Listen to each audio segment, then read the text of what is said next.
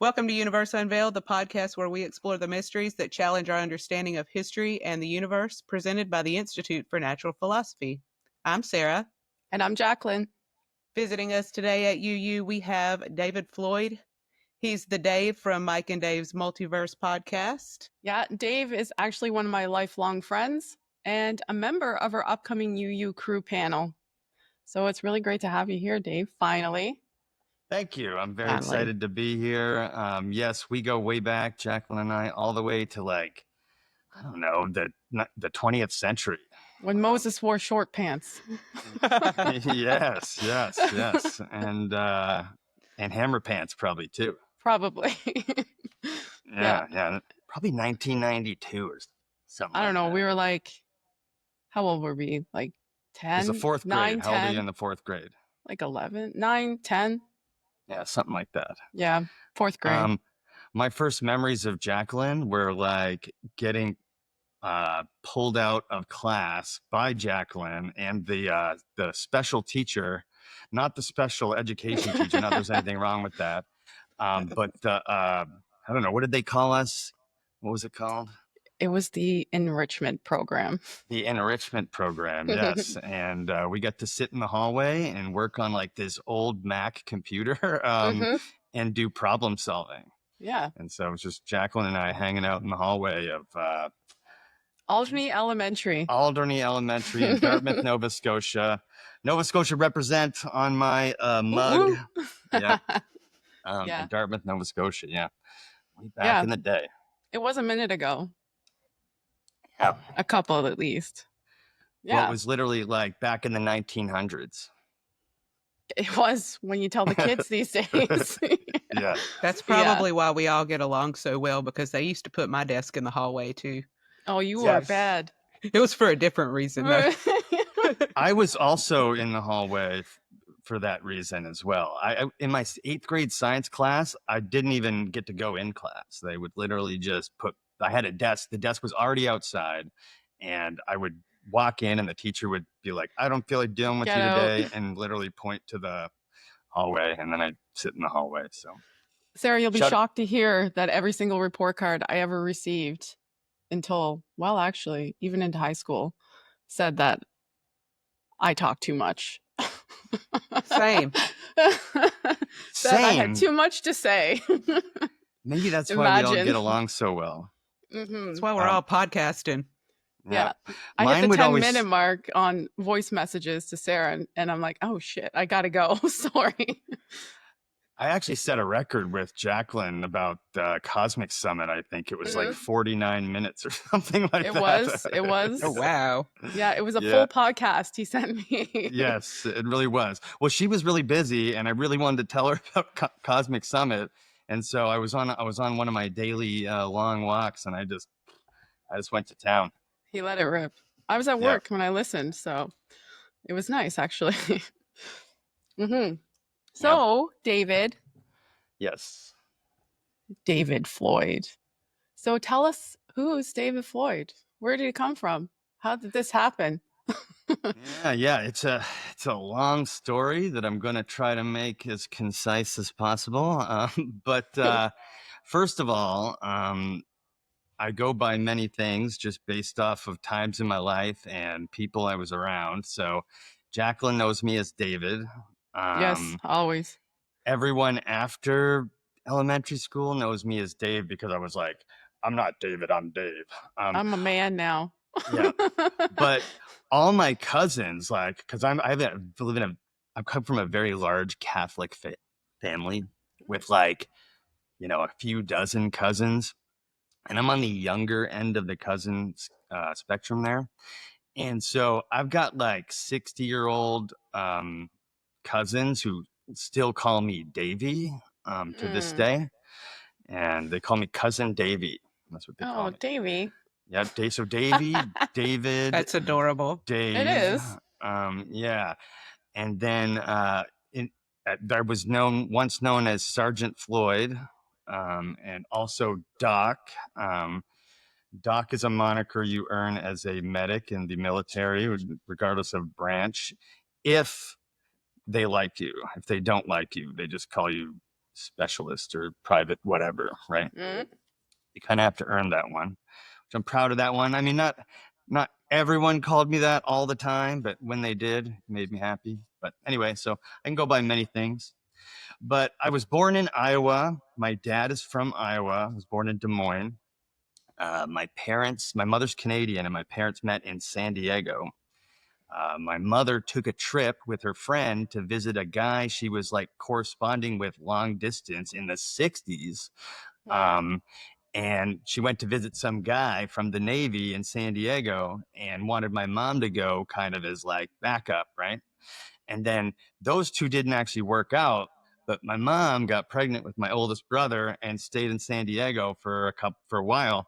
And then they ended up moving to Iowa, where my dad's from. That's where me and both of my oldest brothers were born. And then we moved back to Canada because my mother's Canadian. We moved to Canada when I was like 2. So I might have some like weird memories of that. My memory goes back to like 2-ish, but I'm not sure if I remember the United States or not. I might, but my earliest memories are in Bedford, Nova Scotia. And that's where we moved because my dad was starting a business with my uncle, my mother's brother. And I stayed in Canada until I was 22-ish. And there's some stuff to like, there's some in-between stuff that I'd like to share that kind of shapes who I am and, where I come from. Some of it's like pop culture related. So behind me here is my poster, I Want to Believe, from the X-Files. And that other poster is a Lord of the Rings poster that I got at the Penhorn Mall flea market, Jacqueline. Yeah. Yep. That's OG. It is. And it's a family heirloom of sorts. It's been to Iowa. It's been here. We got it in Nova Scotia. Now I have it here in my house. But I was so back in the 80s, as well as where Jacqueline and I come from in Nova Scotia, the access to resources was quite limited, right? You kind of had to like go with what the people around you said, or like what you had access to in the library, or if you were lucky enough you had a good teacher. My dad, however, and my uncle, who also lived in close proximity, were big readers, and they read fantasy and science fiction and things like that. And I was somewhat of like very ADHD. Okay, to definitely contrast the other part of me, which is that I was also very smart at a very young age. I was somewhat of a reading and comprehension savant, like before the age of 6. I read the entire Lord of the Rings by the age 7, The Hobbit included. And I was just obsessed with reading. I got into Isaac Asimov and things like that before I was 10. And so it got to the point where I was so annoying in class because of my ADHD that teachers would and because I understood all the material that they were teaching me anyway, the teachers would literally let me read books under like my desk as long as I shut up. So I would sit there during class reading books and shutting up so that I wouldn't distract everyone else. And I was diligently doing my work. You were, yes, that's correct. Being a child of God. Yes. Yeah, Obviously. Jacqueline was what we would have called in the 4th grade a goody-goody. Oh, God. Thanks for dropping that in here. Yep, goody-goody. The goody-goody would generally did all her homework or their homework, but most of the goody-goodies were females, to be fair. To be fair. Yes. Did all their homework, listened to the teacher, followed instructions. Talk too much. Yada. Yeah. Also talk too much, but you weren't like a talk too much, like distracting other people. You were like talking too much, like asking the teacher questions that she didn't understand or know how to answer. So there's a little bit of a difference. That kid. Yeah. Yes, she was that kid. I'm that adult too. She is that adult. Correct. Yeah. And this is no slight to anyone in our neighborhood or in the area that we grew up in, but this didn't grow up around a lot of good quality people from good quality families, and good quality people is a bad way to put it too, because I love a lot of those people I grew up with very much. It's just that our Was it parents were. Go ahead. disenfranchised? Yes. Yeah. Most of our parents were on welfare. Most of our parents were like single. Most of our parents were addicted to drugs and alcohol, that kind of thing. So it was like we lived in this neighborhood of like kids like that. Should I pause while she comes back? Yeah, let's do that. Sarah, where'd you go, miss? She disappeared. Dolly, she just got Sorry, over. I had to kick the dog out of the room. He was scratching himself, and I was like, No worries. It's your editing nightmare. So yeah. It's your editing nightmare. And you guys don't have a Brittany to like make notes about, because all I literally do is go in and go to the places she tells me to edit, and that's it. I don't have to like listen to anything. you're like breaking up. I'm breaking up? David, you're crumbling down like an apple crisp. I am? Really? Should Sarah, I sign hit up? the pen. Should I sign out and My sign back vape is in? clogged too, so I'm like trying to get it to unclog. Am I back? You are back. Yes. I'm back? Yeah. Okay. Yeah, this is going to be a rough one. I all have right. good internet, so I don't know if it's like my internet or what, but I didn't, nothing broke up on my end. Okay. So it could just be there. Sometimes that happens. Yeah, it is what it is. So we grew up in a disenfranchised area. I did, and I was exposed to drugs and alcohol, but cigarettes. I remember smoking my first cigarette in the woods when I was like 5. The Penhorn Woods. No, this was in Bedford, but yeah, okay. The Penhorn Woods was for weed smoking. Yes, and that was in Dartmouth. But I was smoking weed and drinking by the time I was 12. And my parents got divorced, and I'm an oversharer, so sorry about that. But my parents got divorced, and my aptitude for learning and reading and all that stuff did not get watered or anything like that in my teenage years. It was mostly, trying not to get my ass kicked on the way home from school, finding weed to smoke with my friends, getting into shenanigans. You might call it delinquent. This was the 90s. We were always like, I don't know, stealing stuff, lighting stuff on fire, that kind of thing. Just because this is the kind of people I grew up around, and the kind of kids that were in my area, in my neighborhood. And also, I will add that the neighborhood was prolifically filled with young people. Yes. Like every household on the street and surrounding streets had kids in it of all different ages. Yeah. Right. So there was so when I first moved there, I was 10, and there was basically kids in our small neighborhood too, aged 3 up to 18. And yes, you knew who the hardcore ones were that you didn't want to, fuck with, and you knew who who to stay away from. You knew whose basement window to knock on to get weed, that kind of thing. It was the whole. It was very, very interesting environment to grow up in. But around the age of 12-ish, I want to say it was 12. I started sneaking out in the middle of the night into the living room and watching TV, and watching stuff on A&E. Do they have A&E in the United States? We did. I don't know if we still do. I don't have cable anymore. Okay, yeah. It was the only neither. smart channel in Canada.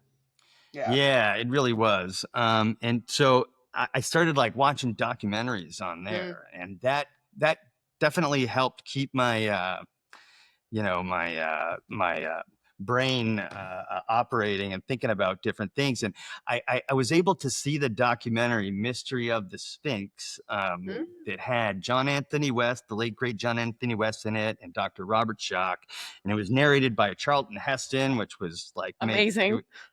Just really set the whole tone for the whole thing.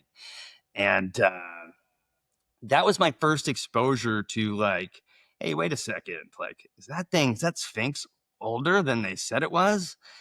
And, behind me, the Lord of the Rings, there's a correlation here to like how my worldview got, created, because the Lord of the Rings is in my view a story about an like it's obviously fantasy and fiction, but it's about what the world could have been like and the different types of, humans and hominids and different types of people that could have lived on the planet a very long time ago.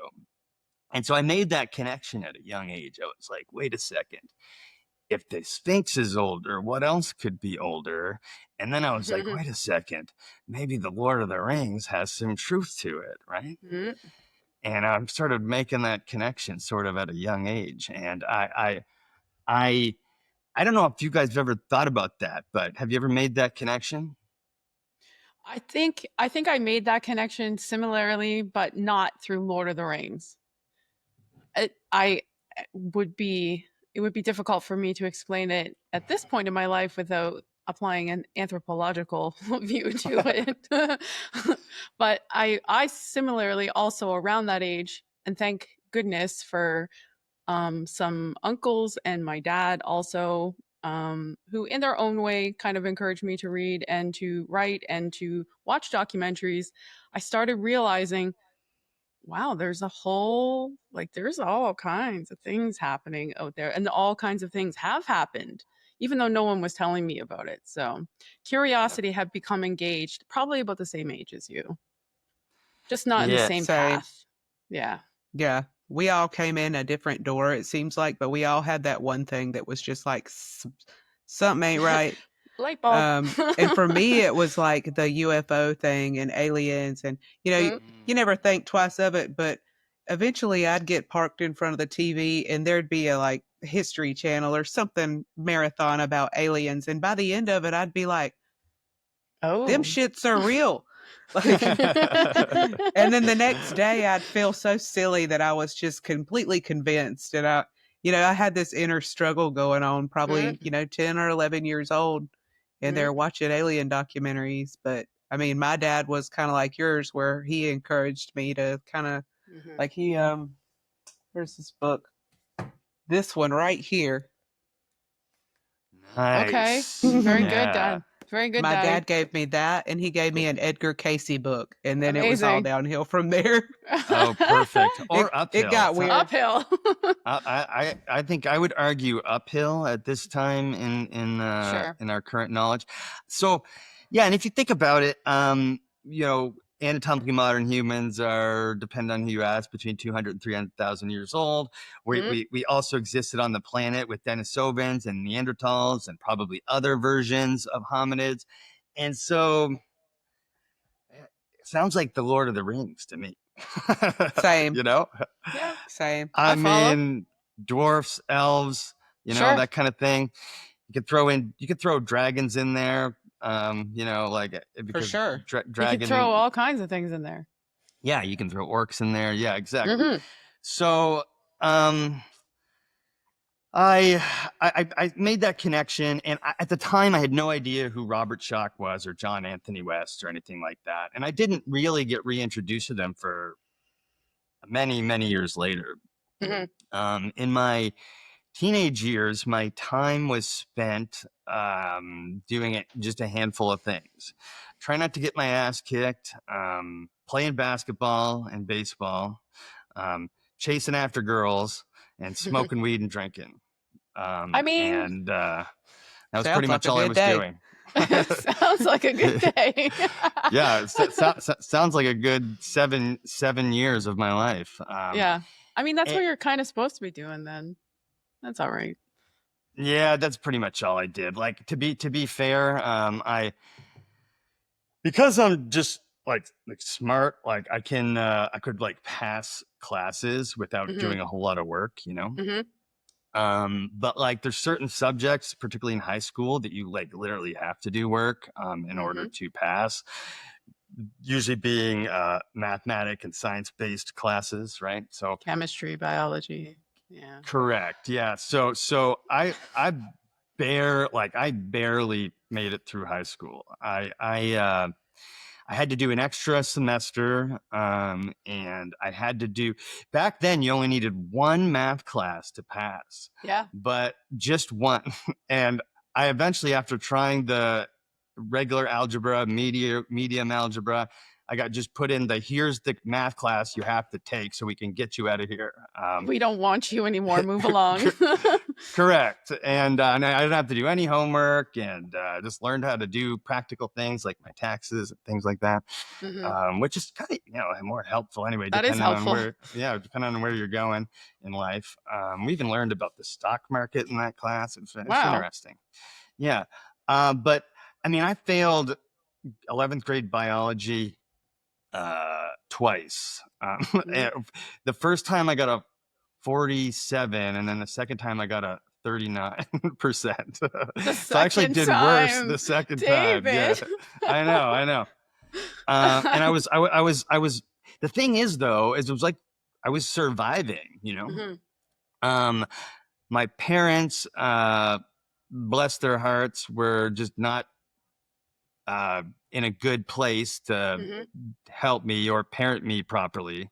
So I had nobody telling me to do my homework, nobody telling me when I needed to be in at night. I literally I could come home after the age of 14. I could come home whenever I wanted. Like it didn't matter. Nobody told me to do anything. And then there were some periods of time during that where me and my brothers literally had no parents in our household. That would not happen in today's day and age. But back then, like, my brother would take the welfare check, pay the rent. We'd go get a little bit of groceries, buy some weed, and then, have a month, And so, I was like surviving. And when I was 16, I got a job at Pizza Hut that revolved around making pizza and smoking weed. And I was working. Was that the Pizza Hut that was over across the catwalk? Yes, it's the Pizza Hut on Main Street. The one that had the buffet. Yeah. Yeah. So I worked there all through high school, like on a night, like an evening shift. So I closed the kitchen. So I'd be there till like 11 o'clock, sometimes 12 every night. So if I made it to class in the morning, it was a miracle. And I was working 30, 35 hours a week. Because whatever they were paying us through Nova Scotia Social Services just barely paid the rent. So I was surviving. So school was like not my priority. And so I famously I signed up for chemistry once. Famously to me, anyway. No one else knows this. But this is literally on my high school transcript. Okay. Famously for me, I got a 4% in chemistry. How? I'll tell you how. Yes, I will share with you how. About a week in, I realized how much work and extra work I was going to have to do, and how much working I had to do. Plus, as Jacqueline knows, I don't know how you got to Dartmouth High, because we split and we went to different high schools, but it took me in the winter an hour to literally uphill too. I know this sounds like a cliche, but Dartmouth. to walk to school, to walk to my high school. And this is a Canadian winter. Okay. Yeah. So I just told and at the time, this was in the 12th grade, they just come up with this new rule that if you had missed a certain amount of classes, you got expelled. Before that 12th grade, you could miss shit. Nobody cared. And so I remember in the 11th grade, I literally missed 90 something classes that year. Wow. But but in the 12th grade, you could only miss like 7 or something. It was like a drastic difference. So like I told impossible to uphold. For me, it was. Yeah, for me, it was. But I did tell my chemistry teacher, I said, look, I'm not going to pass this class. If they remove it from my schedule, I won't have enough credits on my schedule, and I'll get kicked out. And if I miss too many classes, I'll get kicked out. So if it would be okay with you, I'm just going to show up to class and take a nap or read a book or something, and you give me whatever grade you want. And she's like, okay. And then I thought she'd give me like a 40 or something. No, 4%. I've never heard of that. It's like you showed up on the first day and put your name on the paper, and that's all you got. I think it was like that and like something else, like a pre-test where they were like, here's like your pre-test knowledge or something like that. But after that, I literally didn't do anything. So my prospects for going to college and, you know, becoming like bettering myself, which at that time I saw was the only way for me to get out of this mess, was to go to college, was like zero, like slim to none, based on my grades and based on, you know, just situation we grew up in. And I remember in the 12th grade, do you remember doing this, Jacqueline? We all had to do a provincial English exam. Yes. Like a comprehension sort of test. Correct. And this was yes, and this was like 1999 or something. So you literally had to write it. You had to hand write it for sure. On paper, and it took like hours. Like that thin, stupid paper. That's like a step up from tissue paper. Correct. Yes, exactly. Yeah, yes. They were using the same paper at your school. So I showed up and did that test, and then I don't know, a few weeks later, it was like towards the end of the school year, came back into class. I showed up late. I was like high as shit, and everyone's like looking at me, and the teacher's like you know, summons me to the front. I'm like, what the fuck happened, right? And then I get the thing back, and I'm not bragging because I just told you I got a 4% on chemistry, but I blew this thing out of the water. I got like a 99.99. It was like top percentile in the nation, not just the province. And I don't know, I had just had this feeling of first of all, like, screw you rich kids who have good parents who like help you do all this shit like thing in my head. And also I had this like I don't know, hope. I'll call it hope. I felt like, you know, like because of my makes me a little emotional, but because of my circumstances, I had that going against me, but that I was like good enough to like go to college and go to the university, get a degree, and I could do it. I knew I could at that moment, and I just didn't know how the hell I was going to do it. And after high school, a bunch of weird stuff went down in my life. I actually started going to school to be for culinary arts at the Nova Scotia Community College. And it was just because it was a trade to learn. And I was working as a cook at Pizza Hut. So it seemed like a good fit. And I did that for a year and a half. It's a 2-year program. The fourth semester was supposed to be, so this is me like trying to get a degree and be better myself from the beginning. And I was supposed to do an internship, and as part of the internship, you're supposed to pass a background check. Well, up until like that summer, I had a clean, even though I told you guys I was a delinquent, I had never been arrested. Yes, I never got caught. So I had a clean record. But something happened to me that altered my life forever. Changed my life forever, for good and for bad. I you know what, I'm just gonna say the fucking guy's name. I'm gonna shout out this guy, Jason Jordan. Jacqueline, you might even know the guy. And something happened where my brother was visiting. He had moved to the United States to live with my cousin, and he was visiting that summer. And I was walking from my friend's house to my apartment, and there was a car across the street filled with unsavory characters, and someone yelled my name, and I was like, I'm gonna keep going. So I kept going. I went to my apartment, grabbed whatever I was grabbing. I don't remember what it was.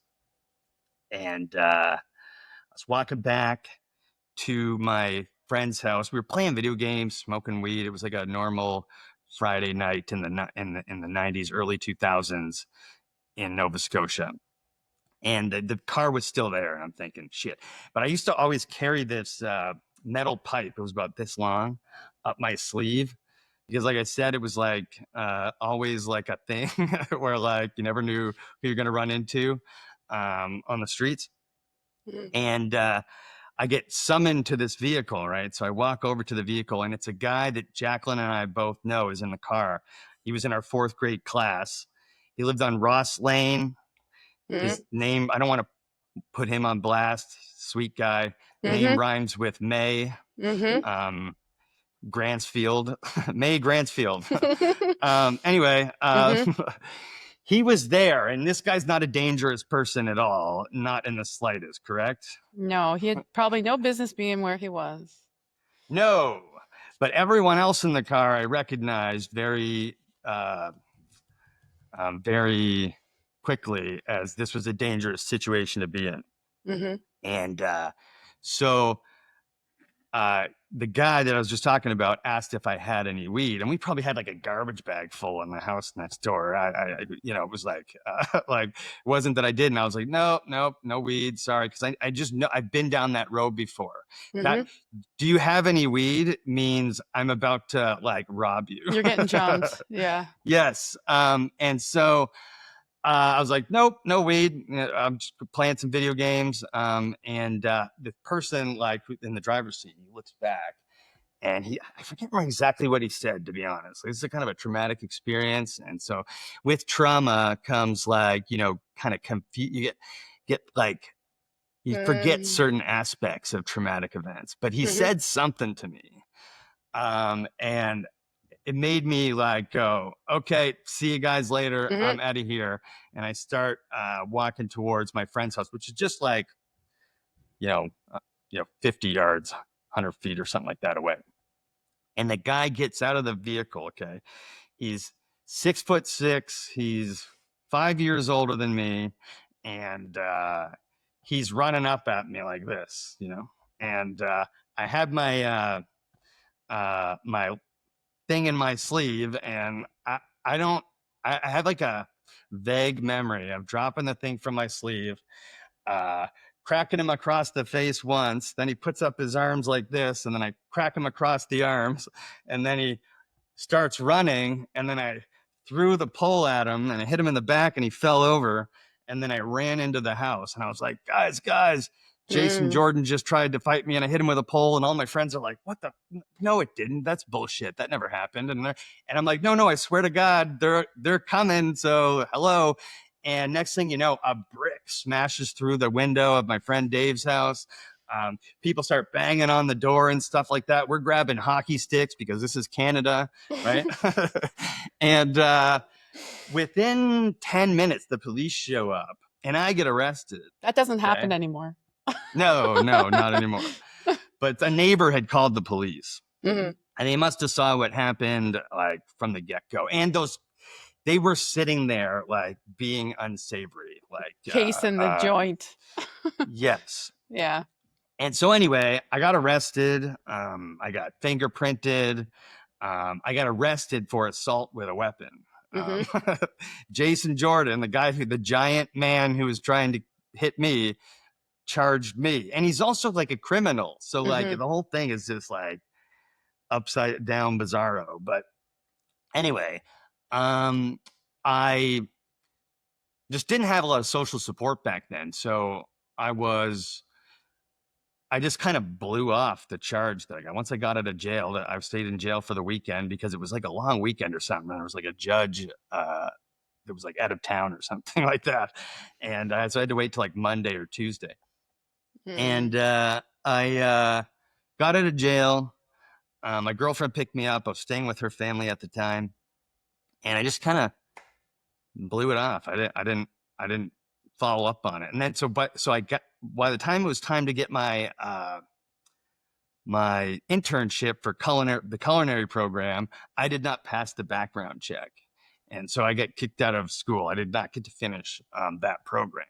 And that started like a strange time in my life where like I was like basically homeless. Like I was like staying at friends, sleeping on friends' couches, sleeping on friends' recliners, staying at a handful of girlfriends' houses, that kind of thing.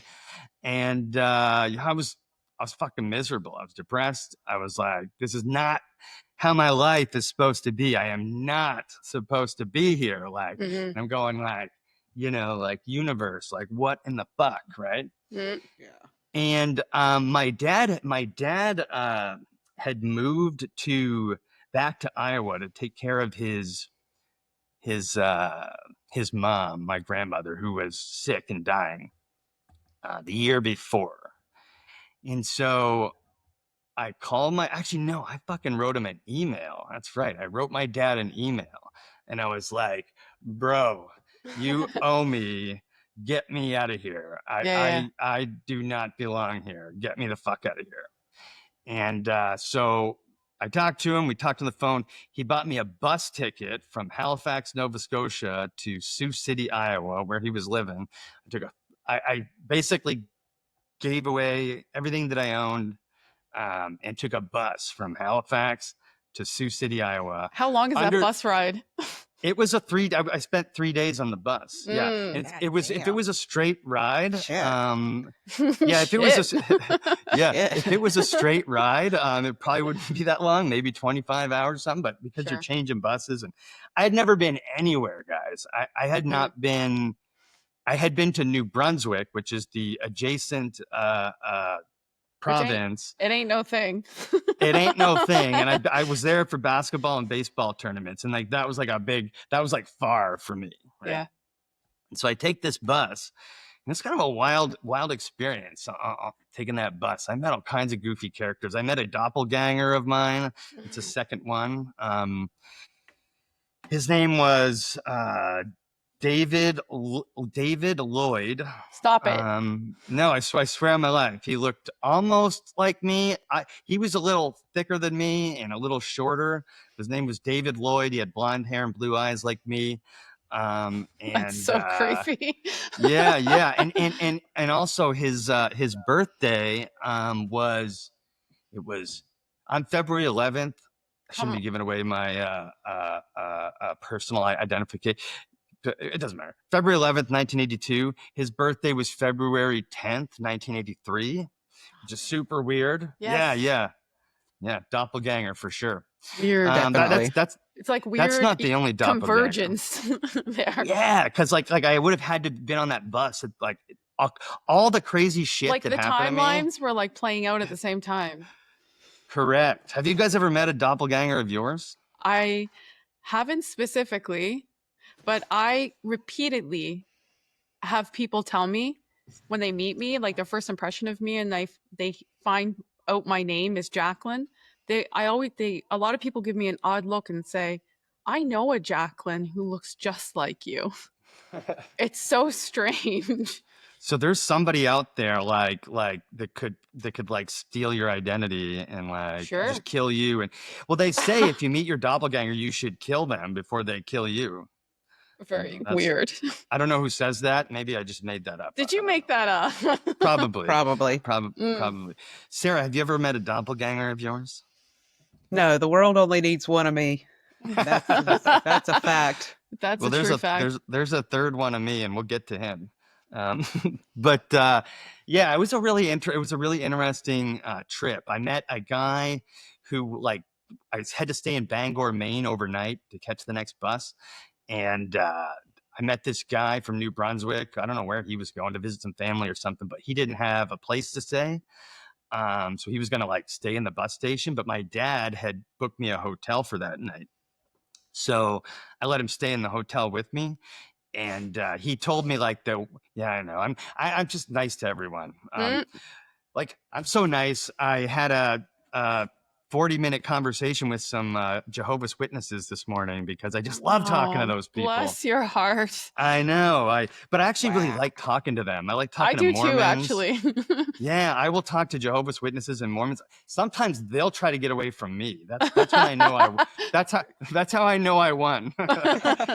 But I was so pumped. I was like getting ready for this interview, and I'll get a knock on the door. I'm like, who the fuck's that? It's usually my 90-year-old neighbor Bob, like trying to borrow something. And so I go answer the door thinking it's Bob, and it's two Jehovah's Witnesses. And I'm like, yay. And it's funny because they Yay. seemed shocked that like I was excited to see them. Mm. But I could have talked to them longer, but I had to do this interview. But anyway, squirrel. But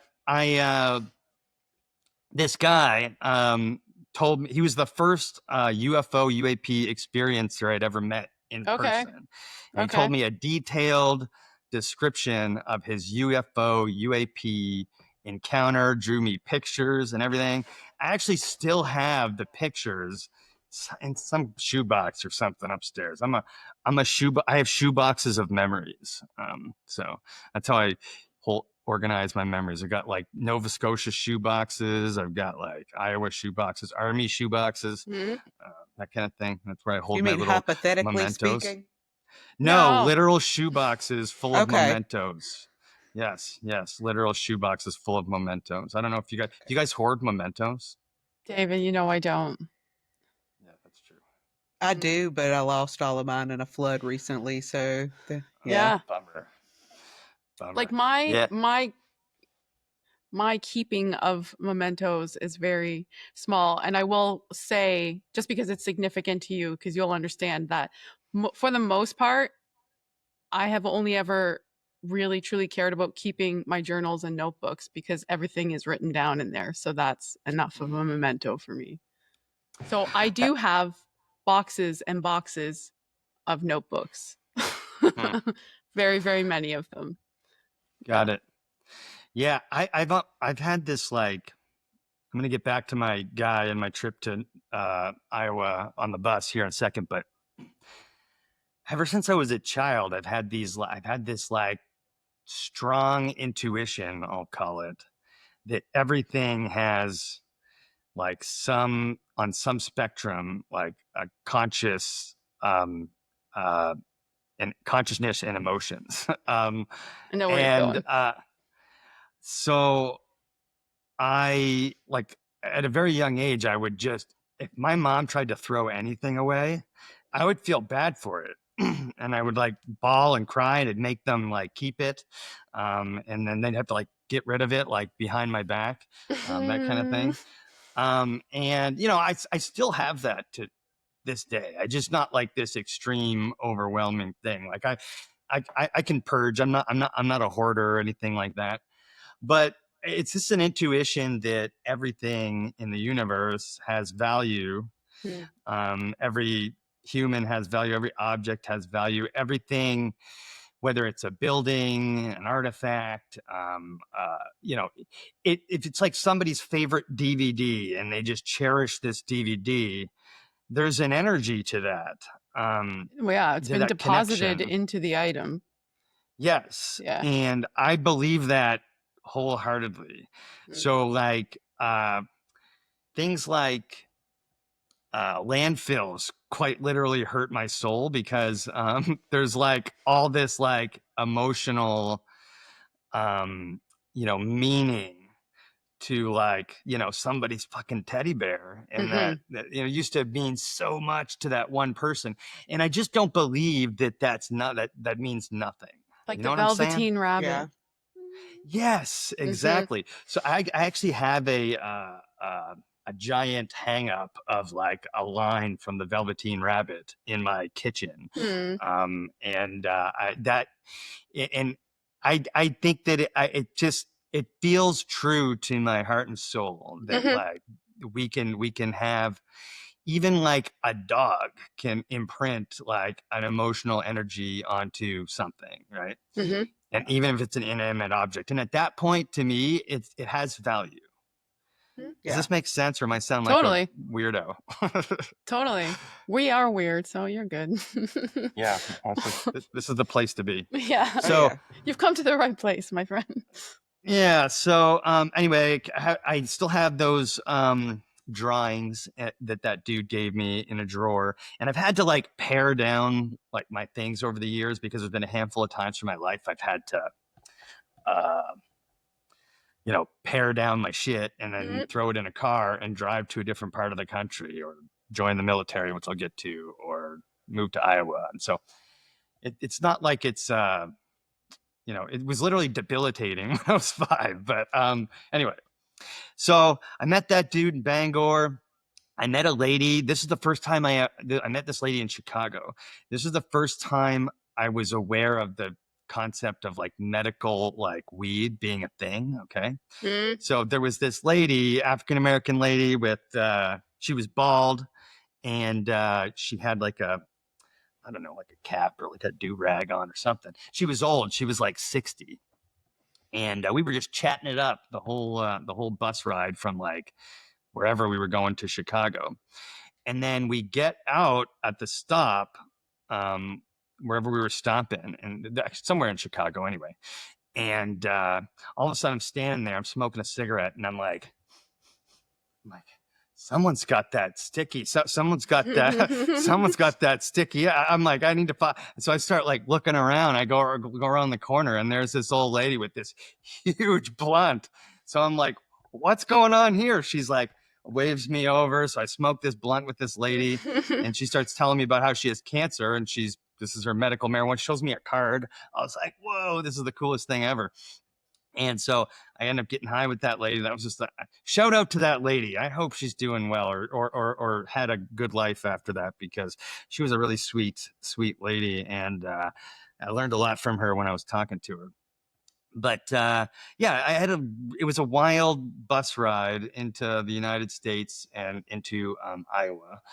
And when I got there, basically I had like 2 days to like chill, and then all of a sudden there's an army recruiter at my house, and it was like a little bit, I knew it was coming. It's not like my dad ambushed me, but like and it became an army recruiter because I told my dad I wanted to join the Marines, and my dad showed me a movie called Full Metal Jacket, which was like I was like, oh no, okay, yeah, I don't want to do that. I don't want to do that. Yeah, I didn't want to do that, and so I mean, there was a commercial where the dude's like, this is propaganda full force, but the dude's like climbing a mountain, and he gets to the top, and he's got a sword, and he fights a fake dragon, and there's like, and then he kills the dragon. Then it's like the few, the proud, the Marines, and then he's like in his dress blues, and it's like, I remember that serve commercial. your country. Yeah, and this was like. This was in 2003, so 3-ish, 4. So it was post 9/11. The psyop was on hard. The commercial brainwashing of a generation. To the movies were out, to Black Hawk Down, and all this stuff. Yeah. And so like I saw 2 things. Opportunities in joining the military. One was the promise of an education. Yes. Which as I told you, wanted because it felt like something I couldn't have when I was a kid, even though I felt like I deserved it.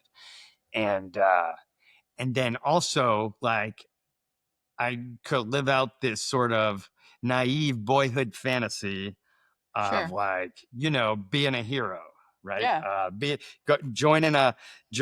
Fighting in the military for a good cause and fighting the bad guys and helping people and the whole. It's also psychologically like a stabilizing thing, because you're not alone anymore. You're with many other people. And yeah.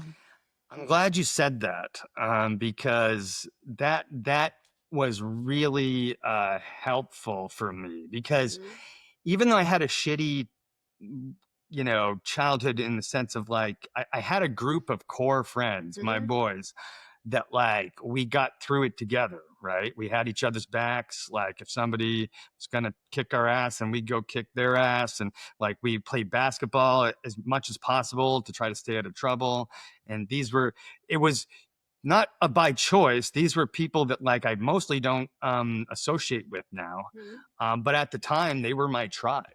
They were the people who who, kept me safe, and that kind of thing. So you're right, Jacqueline. Psychologically, it was something that I took to quite well. And it was something that I needed at the time, for sure.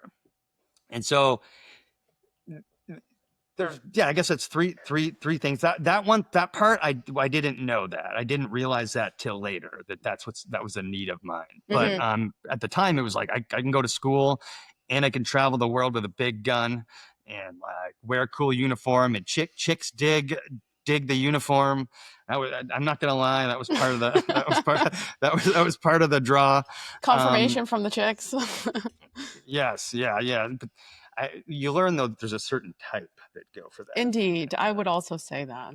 Yeah, which is not to poo on anyone, but so yeah. But the thing is I was like I was off to basic training 2 weeks after being in the United States.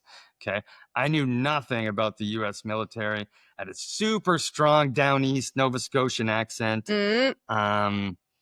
I was 120 pounds, literally. And the thing is I took their aptitude test, and I wanted to be what's called a Cav Scout. A Cav Scout is basically the infantry for the cavalry. They're the foot soldiers for the cavalry, for lack of a better term. Like, Cav Scouts will get mad at me for simplifying it like that. So I'm sorry, 19 Delta Cav Scouts, but just simplifying it for everyone. And I wanted to do that. I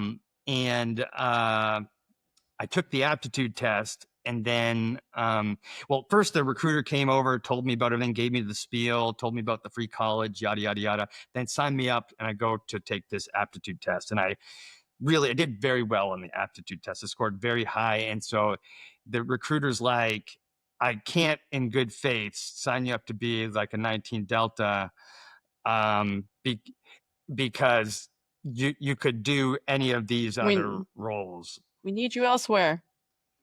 Correct. I could have still said, no, I want to be a 19 Delta, but I learned later he was selling me something, right? So they don't want a guy like me with a score like me in a frontline position. And so those recruiters, they get bonuses for nabbing an intelligence officer or whatever, right? There's certain military occupations that they get bonuses for. And the one that he sold me, because I wasn't trying to do like a desk job, and shout out to the support and desk job people in the military. 90% of the military, or even 99%, are those people, and they do an awesome job. And I just saw myself as a warrior, And so they talked me into becoming a combat medic. So that was, the next. What a thing. Yeah. The next 8 years of my life was basically dedicated to training for that, doing combat deployments, and that kind of thing. I was in the Iowa Army National Guard, but which is like the reserves, but because of the time frame, I probably spent 5 of those 8 years on active duty. Because there's just so much shit going on, and the Iowa Army National Guard has a very good track record. Those corn-fed Iowa boys know how to warfare. They know how to do their warfare pretty well. So we had a good reputation, and so we were always called to do stuff, and spent a lot of time on active duty. But it was the first bit of it was fun. I mean, because I was quite literally like living the dream. For me, like, because when you're 22 and you have like millions of dollars worth of equipment and like all this responsibility, and people look at you like, especially during that time, people look at you a little different now, but during that time, people looked at you with reverence and respect and that kind of thing. And so it was really fed me very well. It made me feel very, important, I guess. But the psyop is real, guys. There was no. I'm not going to get into a bunch of detail on this, but there's no weapons of mass destruction. Okay, I figured that. Yeah, I figured that out very quickly. In my deployment to Iraq, and I figured out, that most of everything that I was told was bullshit. Mhm. And it was, you know, you get psychological trauma when you go to war, obviously, right? Mhm. But most of my psychological trauma that I sustained was not because of the things I had to do per se, or the experiences that I had in combat or in war. It was the veil, universe unveiled. The veil was lifted for me on what our government and what the connections they had to different industries, had the control they had over the media and over the minds of our population, right? In order to support a global war on terror, you have to convince hundreds of millions of people that there's a bunch of terrorists that are a certain religion and a certain color that hate you and want to kill you. Mm-hmm. And so do you remember that time, guys, that pouring on that shit thick after 9/11? Like the increased security at the airport. Oh yeah, absolutely. Yeah. Just on the everything news, changed, right? Everything flipped overnight. Completely. Correct. It's like a new timeline got inserted instantly. Yep. Yeah. Yes. And the whole timeline thing is a big reason. I believe in that wholeheartedly, the multiverse. That's why I call my show Mike and Dave's Multiverse. We'll get into that too. But this might go long, guys. I'm sorry. But you've met the only person who's actually more long-winded than me, Sarah. I just got a lot to say, guys. I got a lot to say. Let it out. So let it out. It's coming. It's coming. So that was what was traumatic to me, was like realizing that if that was bullshit, then pretty much everything that we have been told could be bullshit. Could be. But I believe that most likely, or most true today. But when you're in Iraq, you don't have a whole lot of time to think about that. You're thinking about staying alive, and things like that. Safe. Yeah, staying safe, keeping your friends safe, that kind of thing. So I'm not going to get into any war stories or anything like that, but I do have I had an interesting experience over there that like most people didn't have. Like 99.9% of people who went to Iraq did not have an experience like this. Just the people who were stationed at a place called Camp Ashraf, we had a forward operating base next to Camp Ashraf called FOB Grizzly, Forward Operating Base Grizzly. And I've got a little bit of notes here, just because I want to make sure I get this right. But Camp Ashraf is about 60 miles northeast of Baghdad, near a town called Kalis, which was at the time one of the hottest areas you could be in, that town. And Camp Ashraf was set up specifically for an organization called the People's Mujahideen of Iran, or the PMOI. Okay. They were an Iranian opposition group founded in 1965, and they did not like the Iranian government. And so they were eventually expelled from Iran, but they grew and ended up in Iraq. But they grew through support from Saddam Hussein. They grew into this sort of international, what was classified as a terrorist organization. And this was in the 70s and 80s. They're famous for doing horrible, atrocious things like gassing a bunch of Kurds, thousands of Kurdish people in Iraq. They had doctors, physicists, tanks, aircraft, infantry.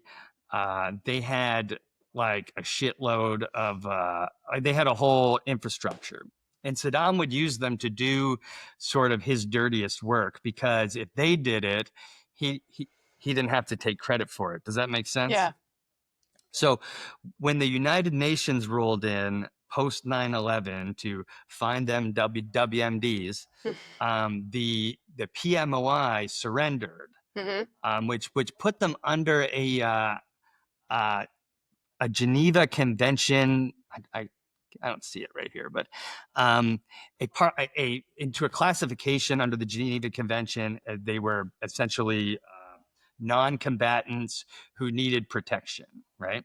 Okay. So Fob Grizzly was set up to protect these PMOI people, and they had like a whole city. Like I said, I think there was about 3,500 of them, and they had a detainee facility we called the TIFF, where defectors of the PMOI would go in hopes that they could get sent to another country and become a what is it called? Not immigrant, but refugee. Refugee. Yeah, correct. But because of their connections to this quote unquote terrorist organization, nobody wanted them, so they just stayed there. And so our job was to protect that base, basically. And so my job was to order medical supplies for our clinic.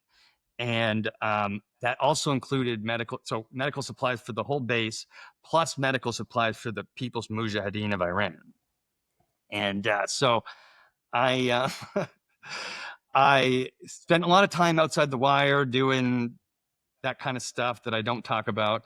But part of my job was to go do sick call at the TIFF where the detainees were at, which was just horrific conditions. I'll just be honest. And then I would also order medical supplies for the PMOI. And every 2 weeks I would go down to meet with the PMOI and one of my officers and like take their medical supply orders, and then submit the medical supply order, then go pick up their shit and bring it back to them. So it was like this whole thing.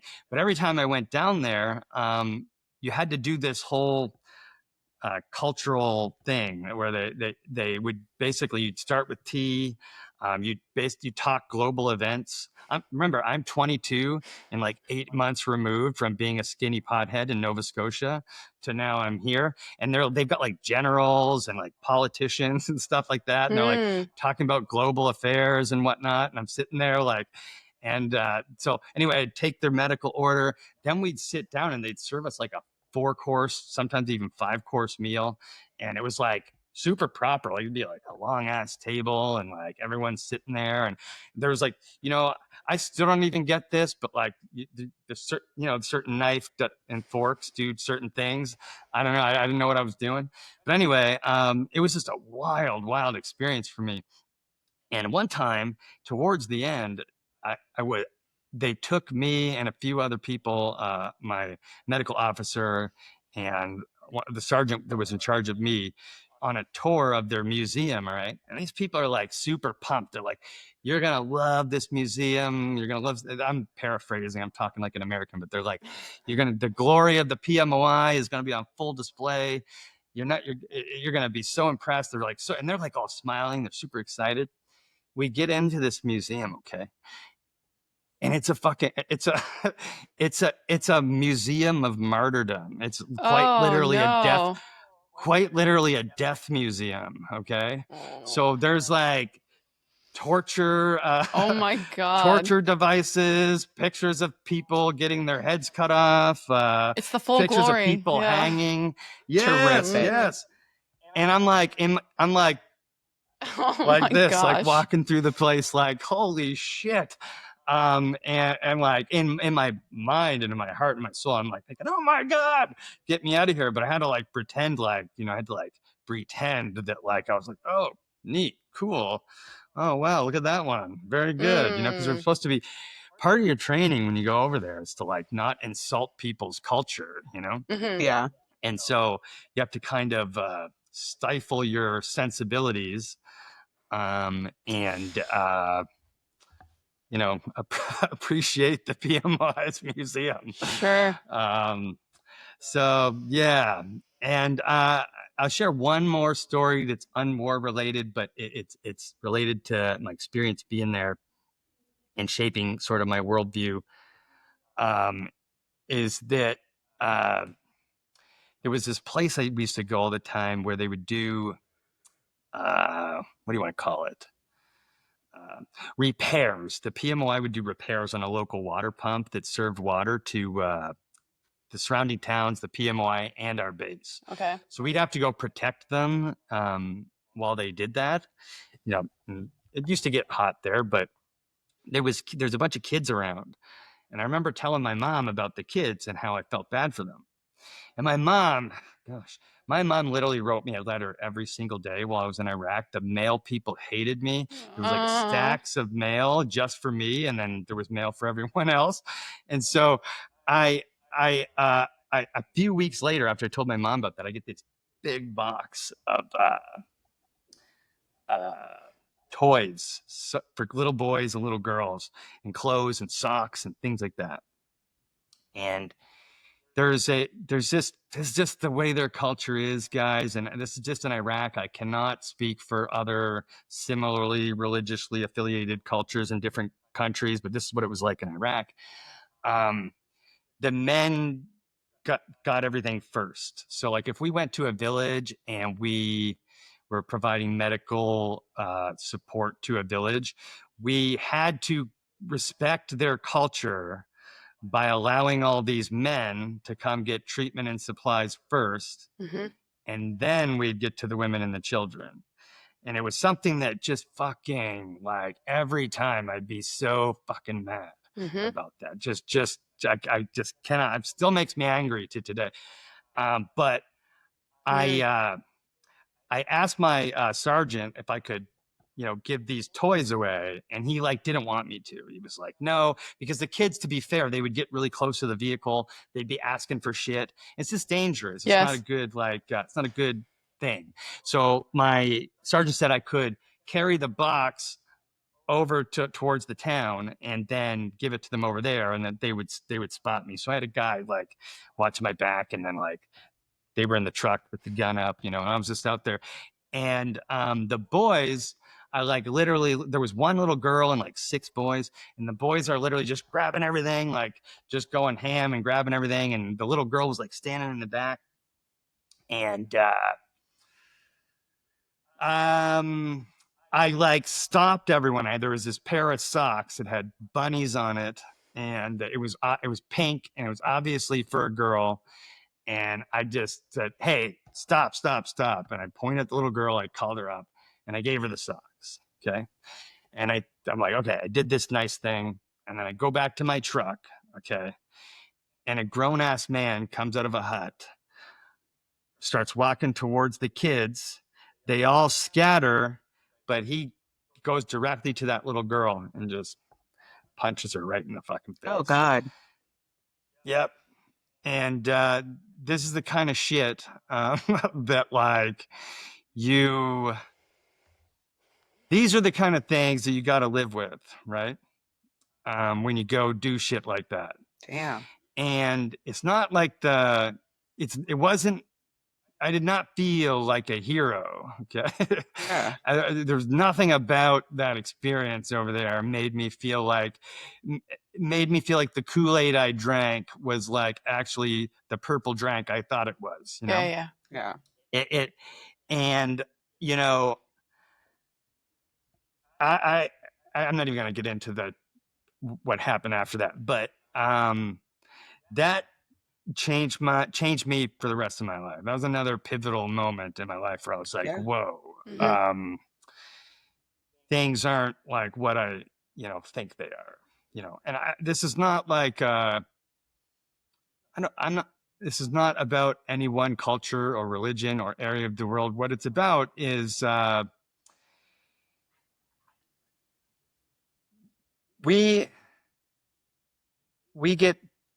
think and we get told a narrative of how things are. And we all have it. We all got a psyop going on in our head.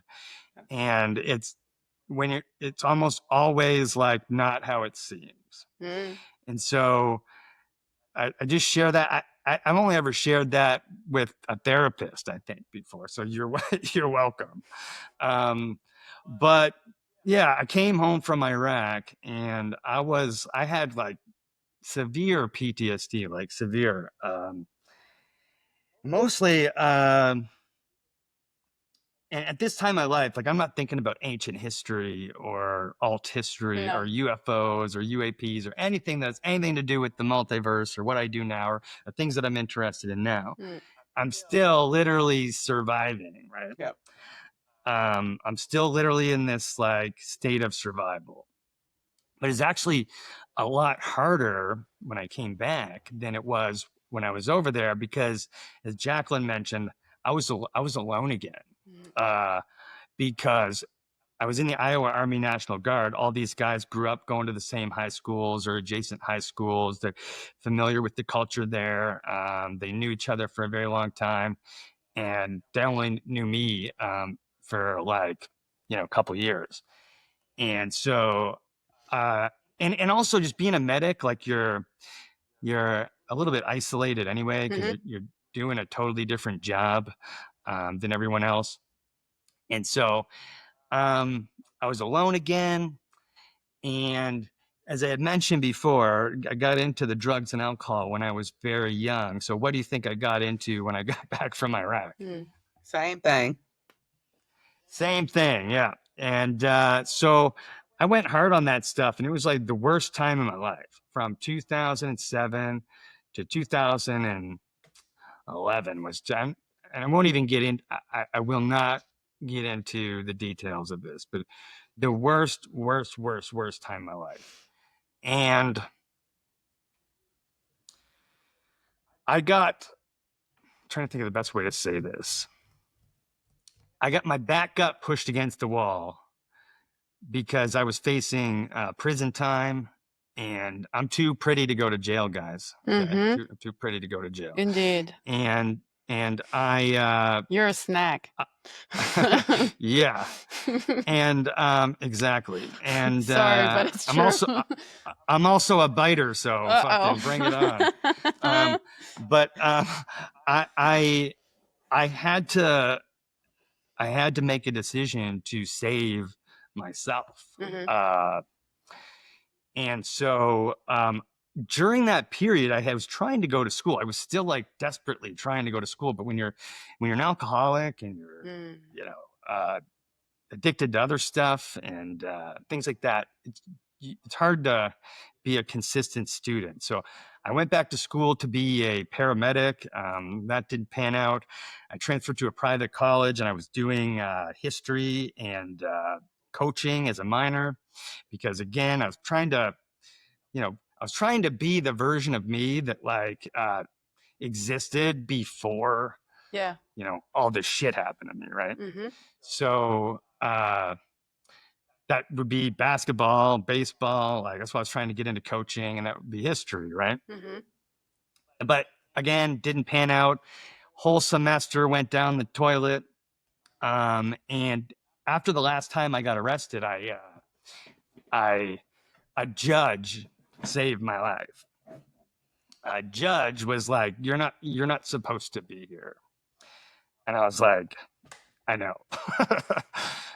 Like, "You're not supposed to be here." I'm like, "Yeah, I know. I'm aware of that." And he's like, "I'm going to cut you a break."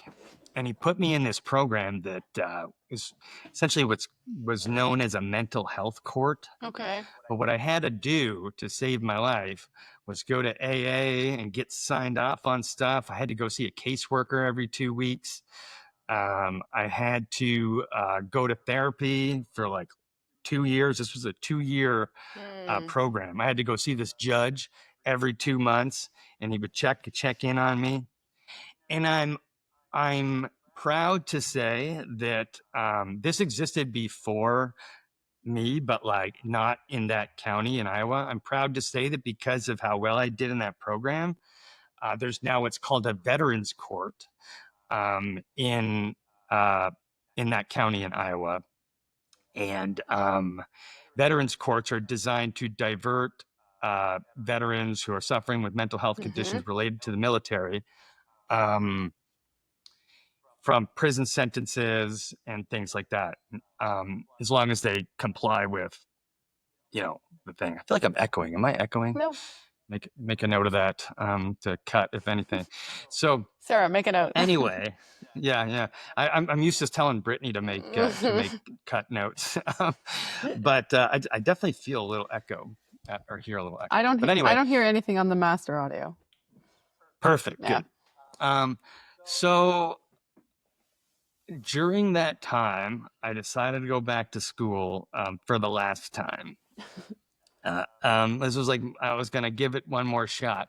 And what I decided to go back to school for was for two reasons: to both help myself and learn about myself, as well as help my friends and people like other veterans like me who were going through the same thing. So I started with a bachelor's degree in social work with a minor in alcohol and drug studies, which I completed. And I took school that time. I took school like it was my life's mission. Like it was my 9 to 5. Like I would go to school at 8 o'clock in the morning and stay there till 5 p.m., whether I had class or not. And I'd be in the library studying and doing homework and getting everything right, teaching myself math. And I had so many teaching myself algebra, because I can do math. Math's easy. But algebra, you literally have to learn how it works, right? And so shout out to the handful of, because I was almost 30 years old at this time. So shout out to the handful of kids that were sitting there as my tutor, teaching me algebra. And because I had to take a beginner's, an intermediate, and then a advanced algebra. So I had to take 3 algebras instead of 1. And I took it really seriously. And I got selected to present some research in Myrtle Beach. And I'm gonna make this long story short. Down there was a graduate fair, and so for graduate schools, and there was one at the University of Southern California where it specialized in military social work, so working with the military specifically. And something like flipped in my brain, and my heart and soul threw a grappling hook into a different part of the multiverse, and I just started pulling on that thing. And I manifested myself going to a top 10 university in the entire country by advocating for myself, working my ass off. I had to go back to that private school and write a letter and sit in front of a board and get them to remove the semester that I shat the bed on from my transcript. I had to get all kinds of letters of recommendation to make up for my legal past. I found the contact information for the person who selected people to get into this program, and harassed her till she emailed me back, and then flew to San Diego and met with her in person and basically said, I'm coming to the school. I'm going to be in this program. Watch out for my application. And here's why. And so it ties into, the multiverse theory, right? And the double slit experiment and the observation of reality. As the man James Allen, author of As a Man Thinketh, says, a man's mind may be likened to a garden which may be intelligently cultivated or allowed to run wild. But whether cultivated or neglected, it must and will bring forth. If no useful seeds are put into it, then an abundance of useless weed seeds will fall therein and will continue to produce their kind. And I chose to every day visualize myself getting healthy, because at this time I was fat. I remember I said I was 120 pounds. At this time I was fat. I was out of shape. I barely passed my PT test, my last PT test in the military. I didn't end my career in the military on a high note at all. I couldn't wait to get out of there. And I had to teach myself how to be an adult, how to literally pay my bills on time and improve my credit score. Nobody ever taught me that before, right? I just manifested. I had a big whiteboard. I wrote all this shit down on it. My classes, my therapy appointments, my times a day I'm supposed to meditate, and exercise routines, sleep schedules, and every single day I imagine myself, I'm going to this school. I'm going to be the best student there, and nobody's fucking going to stop me except myself. And that's these types of things that have happened in my life are the reason why I believe that all possibilities are possible all at the same time. Because our mind and our heart and our soul are the vehicles in which we can traverse this multiverse. Okay. You have something in your mind and you feel it in your heart and you know it in your soul, and you follow that direction on a day-to-day basis as much as possible, you're gonna get there. And there's obviously limitations to that, right? Like I'm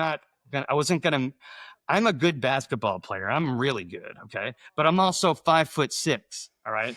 So there are guys that play in the NBA or 6'9" who don't even like basketball and don't even practice very hard, but just genetically they are super long and tall and naturally good at basketball, right? So there's obviously like limitations to what I'm saying.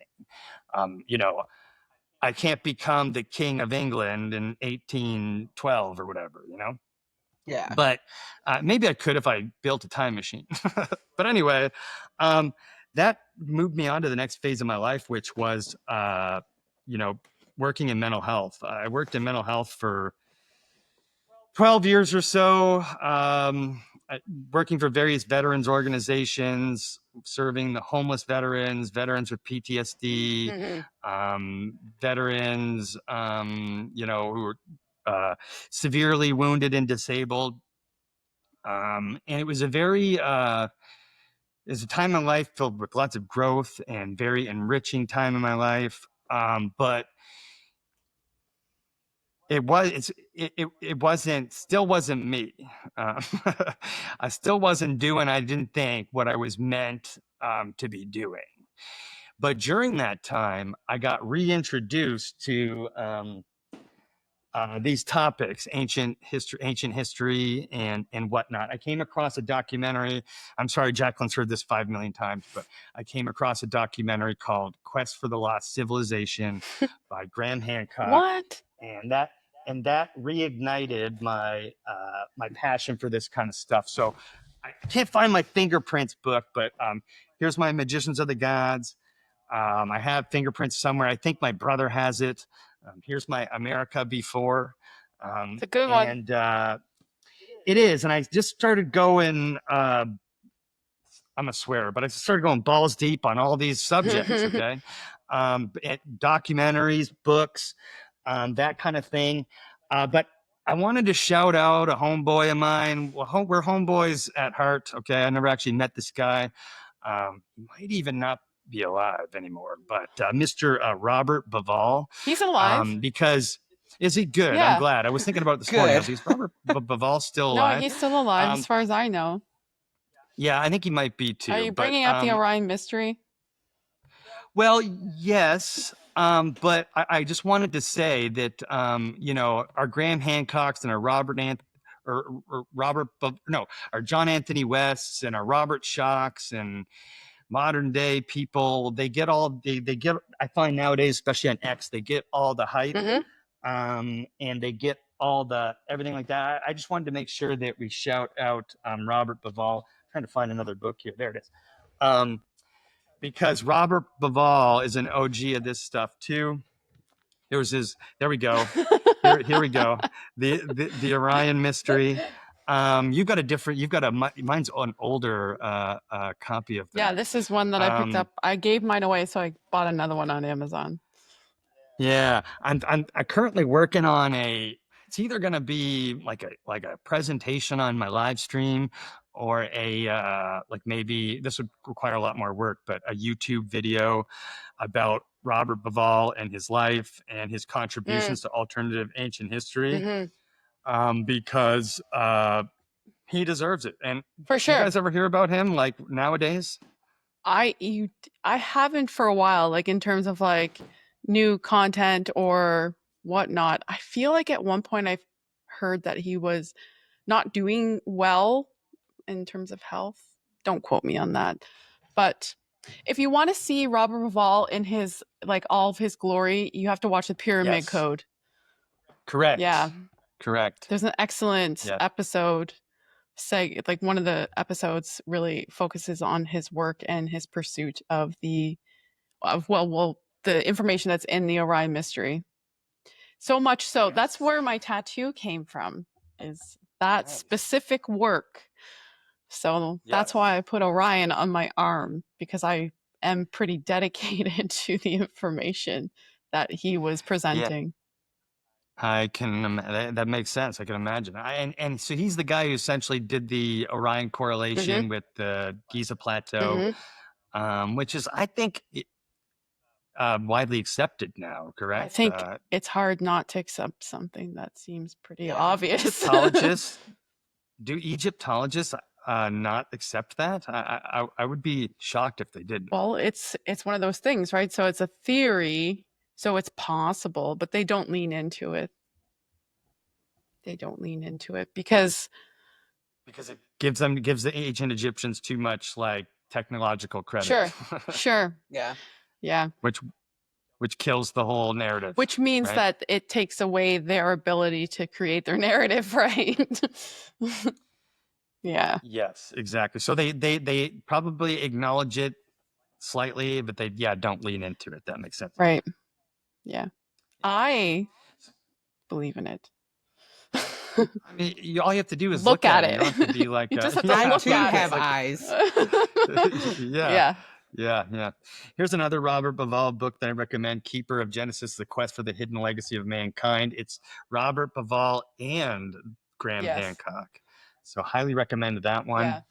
Yeah. But during that time, I was out of school, I'm making money, I'm like able to start buying books. Cause like I said, I gave away all my books before I took the bus from Nova Scotia to Iowa. I'd get rid of all my shit. I literally gave away all my books. I started building the library again. So I got all those old books that I had given away back, or at least most of them.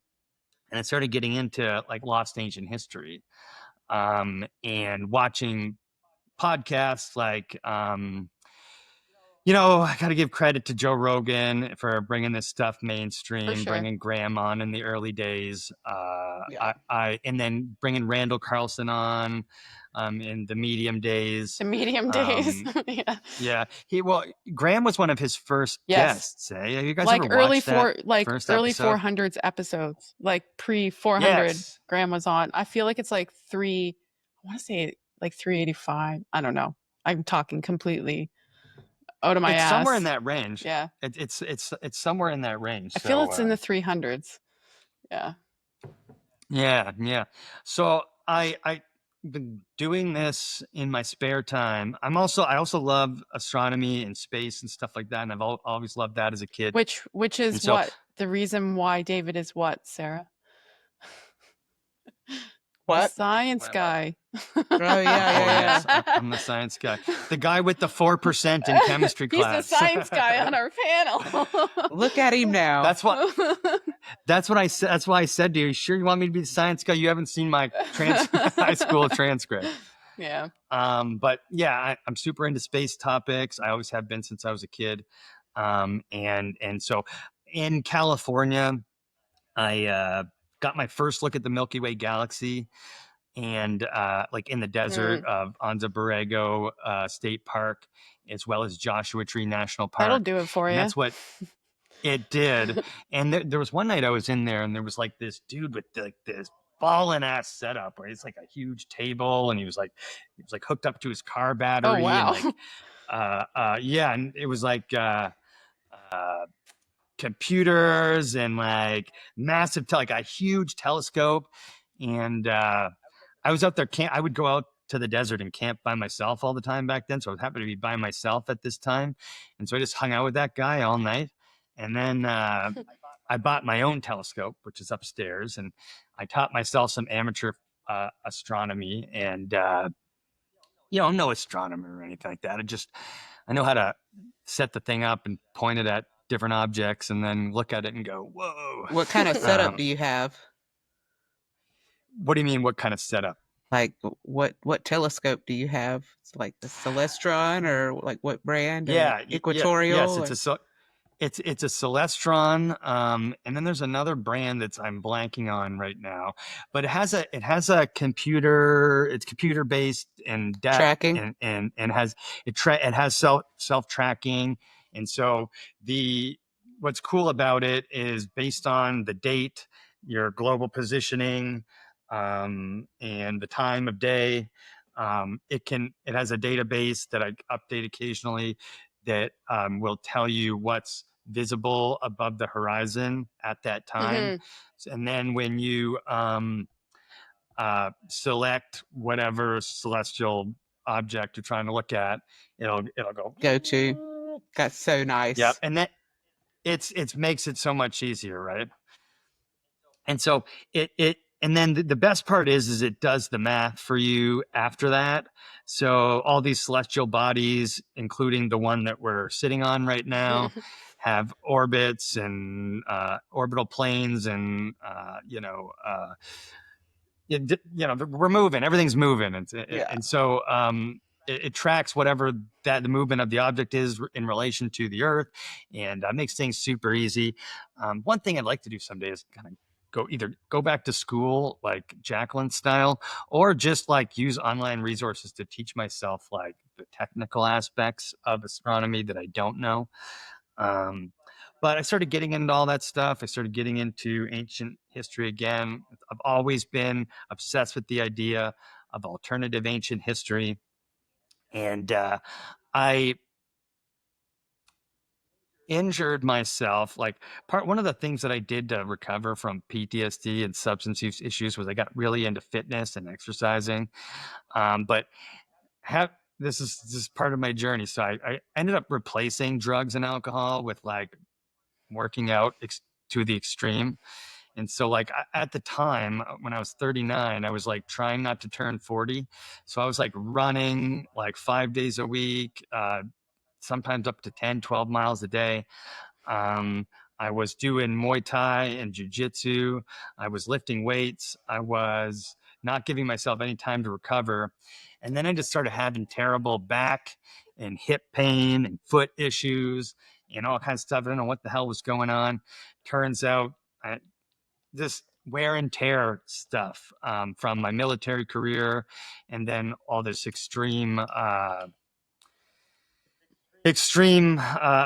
fitness related things. And so when that got taken away from me, I had to kind of recalibrate and relearn how to take care of myself in a gentler and more kind way, which I'm still doing right now. I'm still like learning how to do that. Aren't we all? Yeah.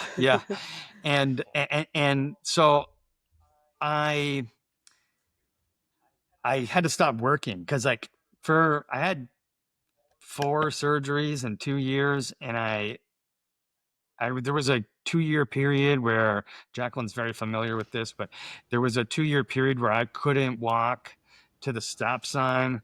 I couldn't stand barefoot. I couldn't sit in a chair without being in terrible pain, like 8 out of 9 pain. Right now I'm sitting in this chair. I'm at a 3, which like is like progress. And so I was like, what the hell am I going to do? And I'm still kind of figuring that out, but it's, you'll see that it's back to true David, right? Which was the things that I liked and enjoyed before drugs and alcohol and before my trauma. And so I went to the Cosmic Summit on a bit of a whim. I'd always wanted to go to one of these conferences, Cosmic Summit, CPAC, the Conference for Processional and Ancient Knowledge, something like that. I went to the Cosmic Summit just by myself, and I hadn't because driving was terribly painful for me for a long time. It was the first place I went. I drove anywhere longer than a half hour, 45 minutes in a couple of years, and I drove to Greensboro, North Carolina. Last And year, that's 2024, right? Yeah. Yes. And that's where I met Mike, the co-host of Mike and Dave's Multiverse. Met him in the elevator on the way up to my room, and then on the moments after arriving. Yes, literally moments after arriving, and then we met in the elevator on the way down as a complete coincidence as well. So we just ended up hanging out all weekend, and I'd never felt more at home, aligned, accepted, aligned, to a group of people in my life. And it was just, the whole weekend was just amazing. And so I was like riding that high for a few months. You were pretty jazzed when you got back. Yeah, I was riding that high for a few months. I was pretty jazzed when I got back. I started messing with microdosing psilocybin for a few months. And during that time, I was extra connected to the universe, we'll say. And shout out to Mr. Jimmy Corsetti, because he's a veteran too, a combat veteran like myself. And I've been watching his channel since he had like a couple thousand subscribers. And he at first he wasn't even doing mostly ancient history and that kind of thing. But he's a big inspiration for me. I'm not we're very different. I'm not as spicy as he is. I don't like fighting or arguing with people. He is spicy now. Things like that. I like his spice. Yeah. I'm a fan of his spiciness. Me too. Also, correct. I also am. It's just also not my style. I like people. I've tried to find value in everyone, and we'll get into that when we talk about my ideas on alt versus academic history and that kind of thing. But shout out to Jimmy Corsetti.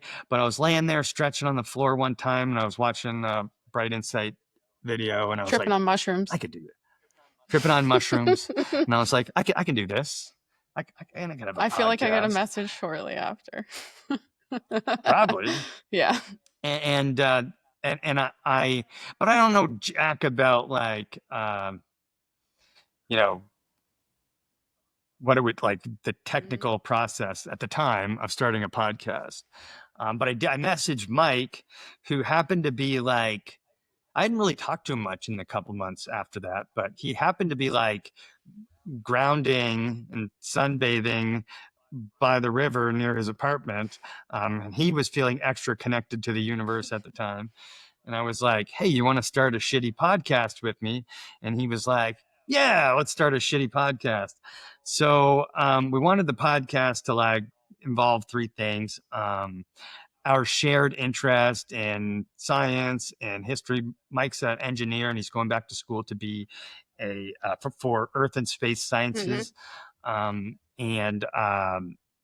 So that kind of thing, space technology, as well as our interest in alternative ancient history, UFOs, UAPs, phenomenon, that sort of thing. But I am a people person. I love people. I find value in pretty much everybody, almost to an annoying fault of mine.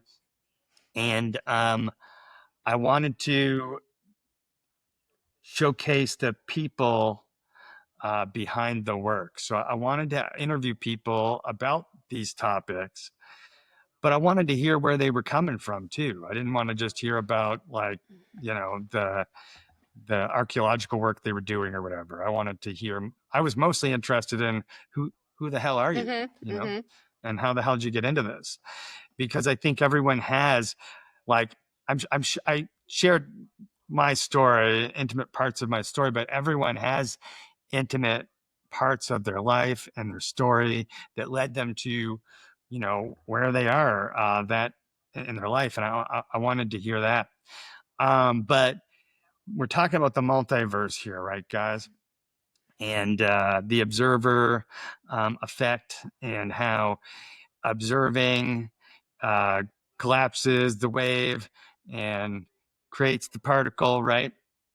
And you can get really woo woo on that, right? Oh yeah. And I don't go super woo woo on it, but it's literally I have manifested shit in my life. All the things that I've done, that I've accomplished, I've manifested them through like I mentioned, my mind, my heart, and my soul, like being vibrating at the same frequency or whatever you want to call it, aligned, and me throwing that grappling hook into that area of the multiverse that I wanted to be, and then I pulled my ass there, you know. And so Mike and Brittany came into the mix. She's our producer. She came in about a month later, when we realized we're going to need some social media, but we both hate social media. That's how we brought her in. And she eventually just became, as women do, became really useful in ways that we hadn't thought of before. Sure. She started like finding ways to be useful, like in keeping us organized and providing a perspective that we hadn't looked at before. She's also not from this world, guys. So she's not into UFOs, UAPs, alternate history or anything. So I thought that was a benefit too, right? And have somebody from an outside. But anyway, it all really seemed to work out really well, because Mike is very good with the technical aspects. He also, I mean, I'm long-winded, as you guys have noticed, but so sometimes I can overshadow Mike on our shows and stuff, and we've really had to work on like me letting Mike talk and looking at his cues to get him to allow him to say his piece, because he does have good ways to contribute in that way. And Brittany is like, and guys, I manifested this shit too. Okay. When I said I was going to start a podcast and I was going to interview people about my interests, I fully intended, because I don't do shit like, when I decide to do something, I don't do shit half-assed. Like I intend to, I take big swings. Okay. I'm trying to hit a home run. Okay. And I fully intended to have people like Robert Schock and Randall Carlson on my podcast. And I'm happy to say that I've done so. The Robert Schock part, we were only able to use a little bit in our Cosmic Monday mashup, which was our series about interviewing people from Cosmic Summit, this year's Cosmic Summit, because the audio was shot the whole time. But I got to sit there and talk to him and his wife for 2 hours, which was like a dream come true. Mike thought I was crazy, right? I emailed Robert Schock like when we had like 10 subscribers, and Mike about had a heart attack. But I just want to say for the record that I was like, yeah, you do that. Do it. Yes, exactly. And I think that's what drives the show, is that I manifesting this shit, guys. You guys have, what you guys have witnessed, what we've accomplished in less than a year, is literally me dreaming. Me believing, and me. It's. Do you know what I think it is? It's just how David is. He just does stuff. He just goes and does it, and so few people just go and do it, that when someone actually does it and it's full of heart and it's full of intention, it just happens. Imagine that. So yeah, that's what I'm saying, guys, and I appreciate that. That's the multiverse, and I do think that we are like biological machines invented by some kind of god, which we can't define. That, and it's the reason we're here. Okay. Is On that to note of philosophy, do you have a universal truth prepared for us? I do. What do you got? This is going to Make be it good because it goes on the permanent record.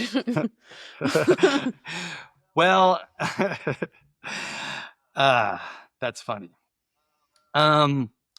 So I once just trying to, I made a few notes of this. Just give me a second to find it. So this is it's a bit of a cop out, okay? Because to me, it's the simplest one there is. Okay. Okay. This universal truth applies everywhere, all the time, in every culture, through every space, and every through history. Okay, humans would not have evolved from through like even into we wouldn't have even survived in hunter gatherer communities if it weren't for this one universal truth that exists within our species. Okay, and people call it a bunch of different things. Okay, I wrote a paper for a college philosophy class titled "Don't Be a Dick."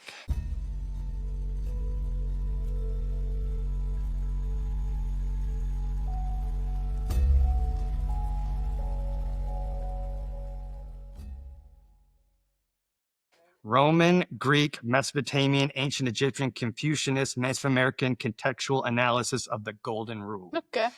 And I went deep. Okay, I looked at elements of Stoicism,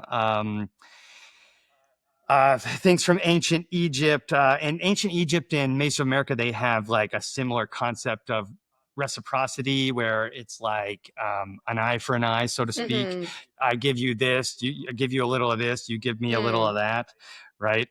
Socrates talks about do not do to others what angers you if done to you by others. And Buddhists consider others as yourself. Confucianists say do not impose on others what you do not desire. Even the Code of Hammurabi from Mesopotamia has a little blurb in there about don't be a dick, right? And I boil it quite down to that simple, right? There's a bunch of different, because I had a long discussion with Ricardo about this like a few nights ago because he made a post about morality.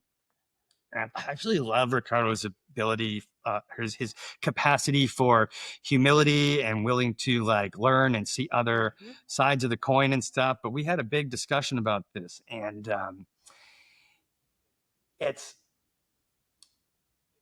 it really is that simple. It might sound different, and it might apply differently contextually depending on the time, depending on the culture, depending on the religion.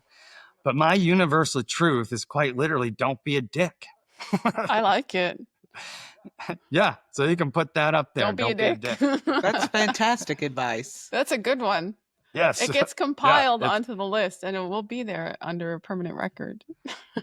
Good. And when I saw Cody's shit works out or shit pans out, I was like, okay, good. Mine's not gonna stand out too far. He paved the way for you in your moment.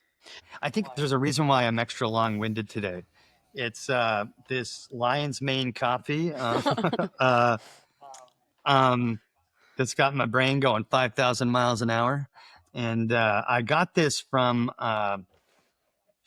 shout out to, if this is going to end up in the cut, to Stephen Burns in his solar channel, solar weather channel. But we did an interview with him, and then he gave me a free thing of this. Sweet. So it's like lion's mane coffee with chicory root, dandelion root, and lion's mane mushroom. And it's that lion mane. Yeah, I think the it is. microdose company that I use blends with lion's mane. Well, I drink coffee every single morning, and this is like on a whole nother level. And the caffeine content is like lower. But I'm like, before I even got on with you guys, I was like, oh shit, they're gonna get it. It is what it is. But now I'm obsessed. You guys I'll send you the link. For sure. So you can try this shit out. Under I felt good the same way when circumstances. I took that shot of Dayquil for my little head cold that I got going on, and I was just like, I remember now why I don't take Dayquil, because like sometimes y'all look like y'all are like, and like I know my eyes are crossing a little bit, and I took that Dayquil on an empty stomach, so I've just been like zoned in, and so if I look crazy, anybody, that's why I'm She sick. only is a little bit. I am hiding it extremely well, because off camera I'm just like dick in the dirt right now. I mean, we need to talk more often, because I want to pick up all these euphemisms, like dick in the dirt. Oh yeah, I'm getting well versed. Yeah, dick in the dirt. We would have called that tits up. Yep. Tits up. Do they say tits up in the South? Sometimes we say calm your tits, or calm your tits. Yeah. Just got my the dick one in the dirt. Tit.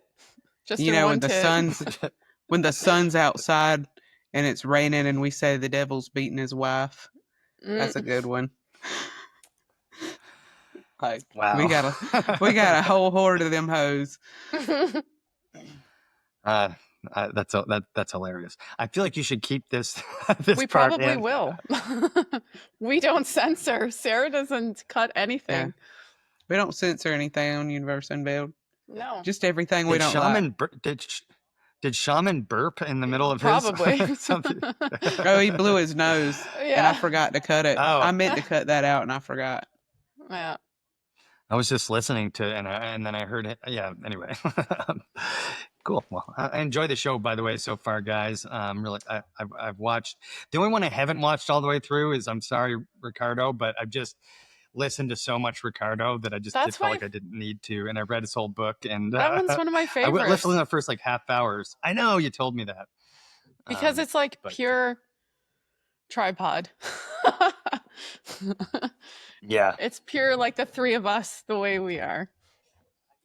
I did enjoy that. I've had him on the show 3 times now. We've been on his show, and I've listened to like him on a bunch of other places. The Podfather. I can see why you wouldn't feel the need to hear him reiterate that over and over. Like, correct. I feel the same way about Randall Carlson. I cannot. In fact, at Cosmic Summit this year, I left during Randall Carlson and went to the cafe by myself and had a nice quiet dinner by myself until David Stig Hansen ambushed me and started talking to me, and then paid for my wings. Oh, so thank you, David Stig Hansen. But, he's a trip of a guy, gem of a fellow. He's coming on the show soon. Nice. But yeah, I have like 3 more things I wanted to go over, and I one thing I did want to ask you: how did you come across Ricardo and the Institute for Natural Philosophy? Yeah, so that's part of what I wanted to talk about. Is in the early days of our podcast, I was trying to like get into the X. I don't know. I don't remember what I was trying to do. I was just trying to get our shit out there, And then next thing you know, this Ricardo guy is like commenting on all our stuff and giving us really good feedback. He's reposting, he's liking everything, he's reposting our interviews, and he's saying definitely check this out. And I'm like, who the fuck is this guy? I think everyone has that reaction to Ricardo, has a Ricardo moment where they're like, who the fuck is this guy? What does it want? In a good way though. Yeah. in a good way. And then so I just reached out to him and we started talking, and it turns out he's just super like supportive of what we were doing in a very honest and genuine and not asking for anything kind of way. And he started introducing us to other people who we eventually had as guests on the show, and then introduced us to other people who eventually started introducing us to other people. And if it wasn't for Ricardo and at the Institute, which I didn't realize was the same person for like months, but if it wasn't for the support of them, I don't think we would have got off the ground as fast as we did with the amount of guests we were pulling in. And he was our first, I think he was our first live stream guest, actually. And we had like 100 subscribers or something like that, or less at the time. And I mean, you guys know Ricardo. He just has this like indomitable belief in everyone, and you know, the direction that this is going. And I think he has an eye for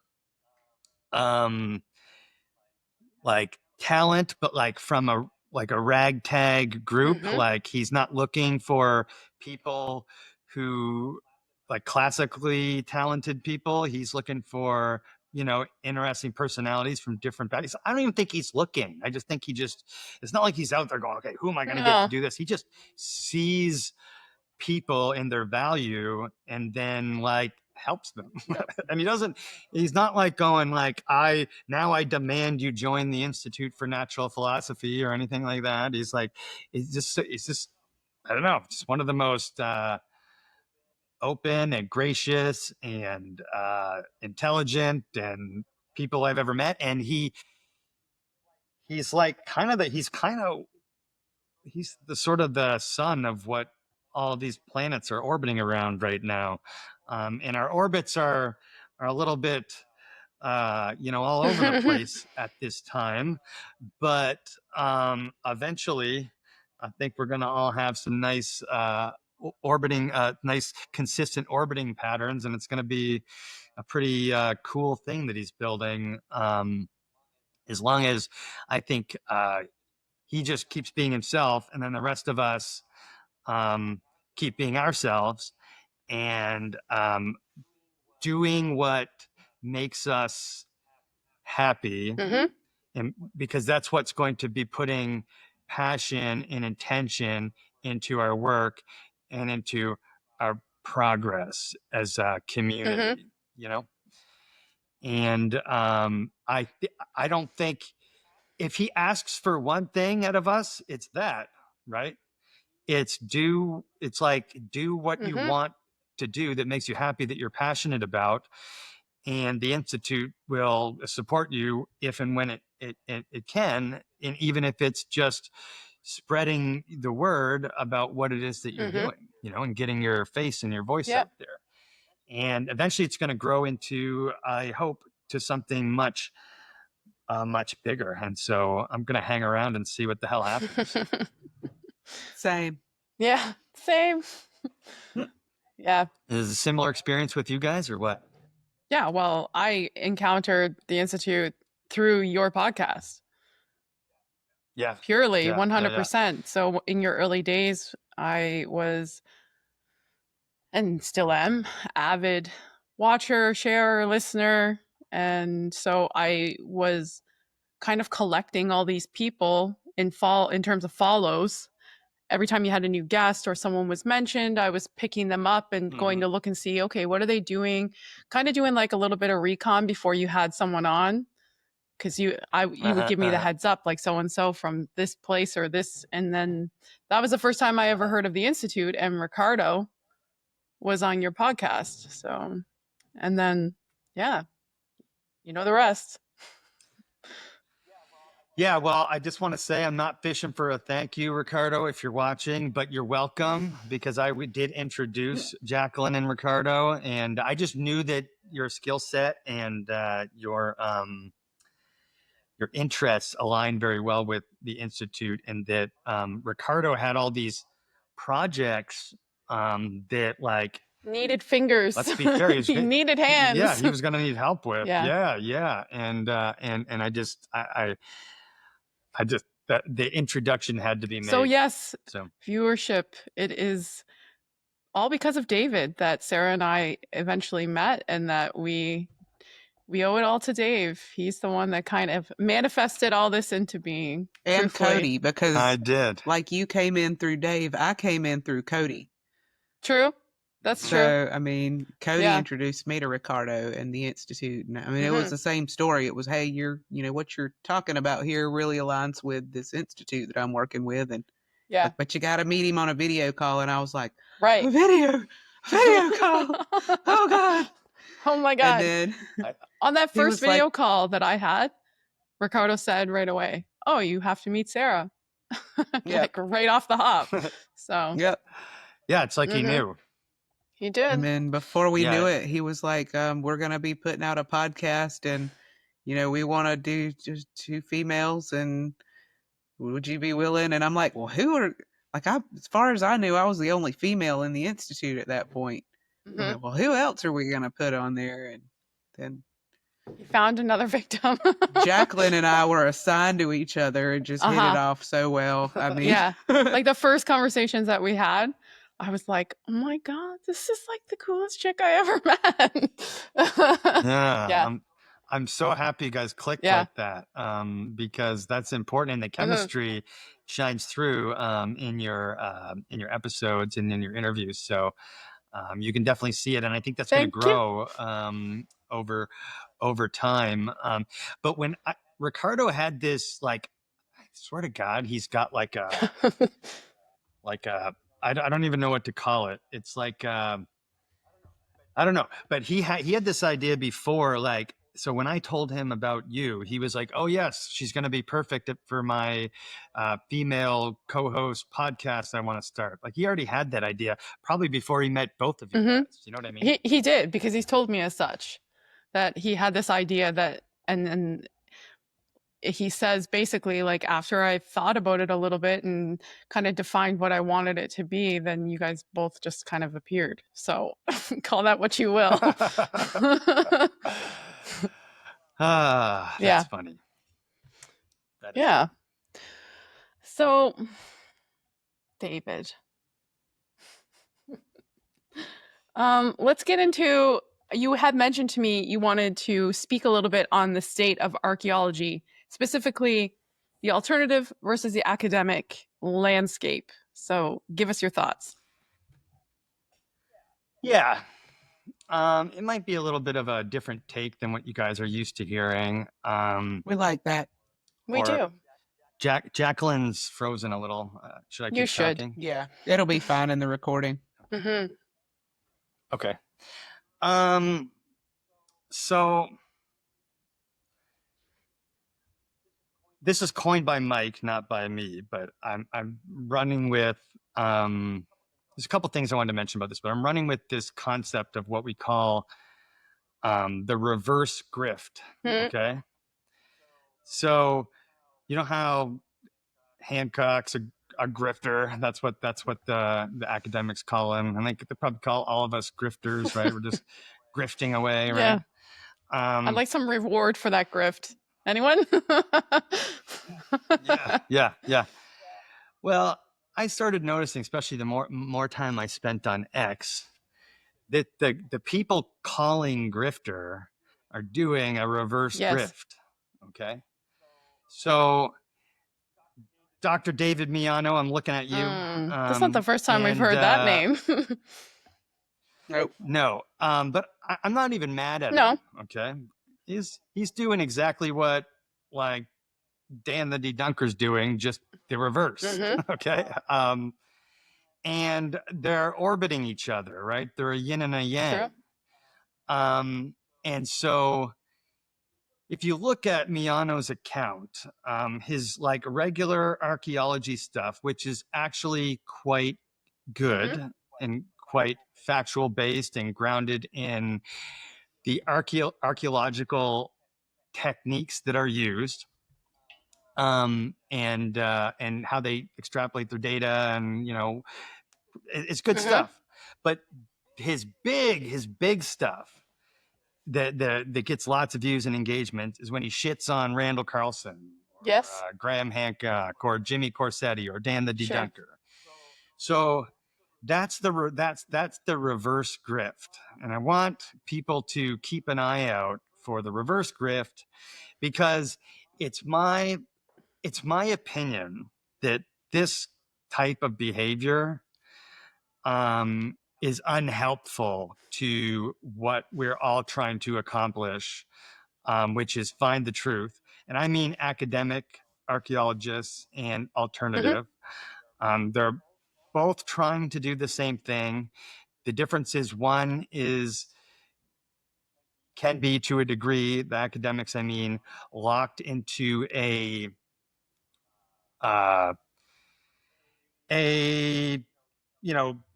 paradigm of institutional thinking, and then the other can be like way out in left field in the alternative theory, right? And there's two extremes to this. Okay, there's the dibbles who are just locked in on this institutional thinking, and then there's there's so many I can't even think of it. There's a bunch of people on the alternative side that are just way out to lunch, and they're saying a bunch of stuff that is like can't possibly be true. They're drawing very loose connections, and that's a grift as well. Okay, and it's my belief that the truth is going to exist somewhere in the middle of a collaboration between these two worlds. Okay. And I want to mention just a handful of things that makes archaeology, Egyptology, and geology and disciplines like that valuable. Okay. Things like field surveying, excavation techniques, data analysis, using digital tools, geophysical methods like ground penetrating radar, lab techniques like material analysis, conservation, isotopic studies, documentation, right? Also like in geology, field mapping, rock and mineral identification, which is like very complex, geophysical surveying, sample analysis, data modeling, drilling techniques, remote sensing. These things are like very complex, very difficult, very specialized skills you need to learn in order to get data that's usable in like the historical and archaeological context of our ancient past. Okay. What happens is when they get stuck in those institutional thinking and the institutional model, they have to basically get into a circle jerk with everyone in their faculty, and they have to smell each other's farts until they get their degree. And even then, if in order to like maintain employment, unless they're getting funded privately, which is really hard to do, they have to still occasionally sniff those farts and get in those circle jerks, and they have to avoid saying certain things because they're trying to get what's called tenure, and tenure is basically I can't get fired because I put in my work, right? And so within that non-perfect like model exists all those technical things that I just mentioned, which are very, very, very, very important to figuring out the ancient past, right? Then on the flip side, because people aren't bound by institutional thinking and the fart smelling and all that stuff, alternative people who genuinely really want to know about our past and know that we're not being told the truth, because we haven't been ever being told the truth. We're not being told the truth about anything, literally, in my opinion. I think the narrative about literally everything that we're told is one big psyop. And I don't want to get into that part because we don't have time. But it's in my opinion that everything's a psyop, including our ancient history. Especially our ancient history. Especially. And there's probably a bunch of weird reasons that we don't even know why they're hiding like this some stuff of them, like no good reason, just because. Yeah. Just because. Some of it's just hubris and ego, right? Which is a just because reason. Others are, I think, probably to hide technology and information that they don't want us to know about. Yeah, exactly. The other thing is upsetting the religious institutions that still very much control the world in a lot of ways. Especially in areas where a lot of our ancient history is centered around and piled up upon, right? So demographics that are like heavy with archaeological sites that hold a lot of information are also, unfortunately, very embedded in religion. Yes, exactly. And then and religion's been controlling the narrative forever. You know, it's like all through time. Yeah, exactly. And so these are institutional religions, not spirituality or practicing of spirituality, but the institutionalization of spirituality has been controlling narratives like that forever. On the flip side, on the alt side, I've seen some of the most idiotic, ridiculous things, loose connections, grifting like no one's business, not based in any kind of fact or science or anything. And it's the goddamn Wild West. Okay? Well, it's the fact that the information that is often held and carried around by the alternative community, it's either unverified or it's not well correlated, or, you know, it makes it so easy to just tack whatever you want to your little whiteboard and present it as a theory. Look at my theory. So it's so easy to get caught up in the grift on the alt side, just as easy as it is to have a narrow path of thinking on the academic side.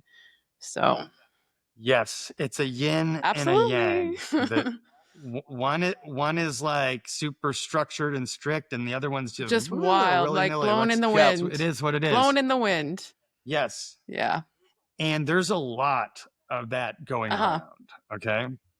To clarify, it's not going around in the spaces where people are actually applying themselves, going to sites, going and filming, going to study, doing active research. Those are all good things that are happening on the alt side, which I even hate to say that like that, but I don't even like using the word. Yeah. I mean, like, you know, but, and so, and that's my point, right? Is that this exists, both sides exist on a spectrum, right? Shaman Jason Shaman 711 is doing real work. Cody's doing real work, right? Cody's literally planning on teaching himself a lot of these technical skills that I mentioned, right? He's not going to go to Burma or this site in the Yucatan, you know, like playing Indiana Jones. He's planning on teaching himself how to, you know, conduct a site survey. You can take an open university course that actually teaches you those specific things. Like that's a class that I take in school. Right? So Yes. And there are archaeologists out there in the academic world who are in good faith, doing good work. Who don't smell farts. And there's a lot of them. They don't smell farts. Don't smell farts. Yeah. It's possible because I will not be a fart smeller. So it is possible. You don't have to. Yes, it is possible. And so my take on it is that the polarization of it, like everything that we see in the world today, where it's like you're really far on this side or you're really far on that side, is total nonsense. The reality exists that there's most archaeologists and alternative historians exist in the middle, just somewhere to the left or to the right of the middle. And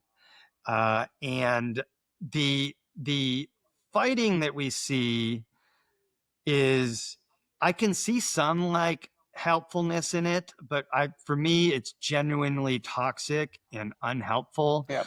I'm going to read a statement that I've been working on it. I put it out there on an Uncle Dave post the other day. I'm still not, it's not quite done, but this is it in its infant form.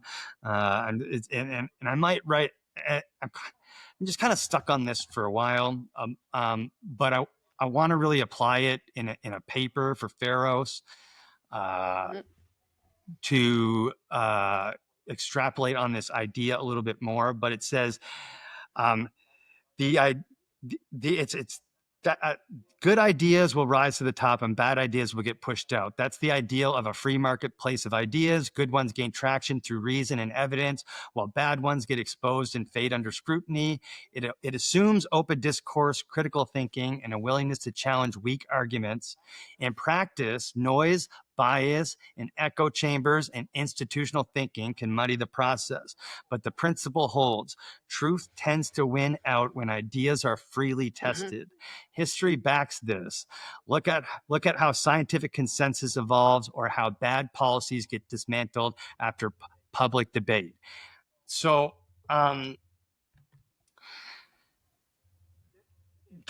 if we all operate somewhere in there in good faith, and no one is shutting the door on someone because they're a fucking brainwashed archaeologist or you're a fucking grifter, whatever, and we're just listening to each other, and like the good ideas will rise to the top and the bad ideas will get pushed out. That's how that's the marketplace of free ideas, the free marketplace of ideas. And that's how it's supposed to work.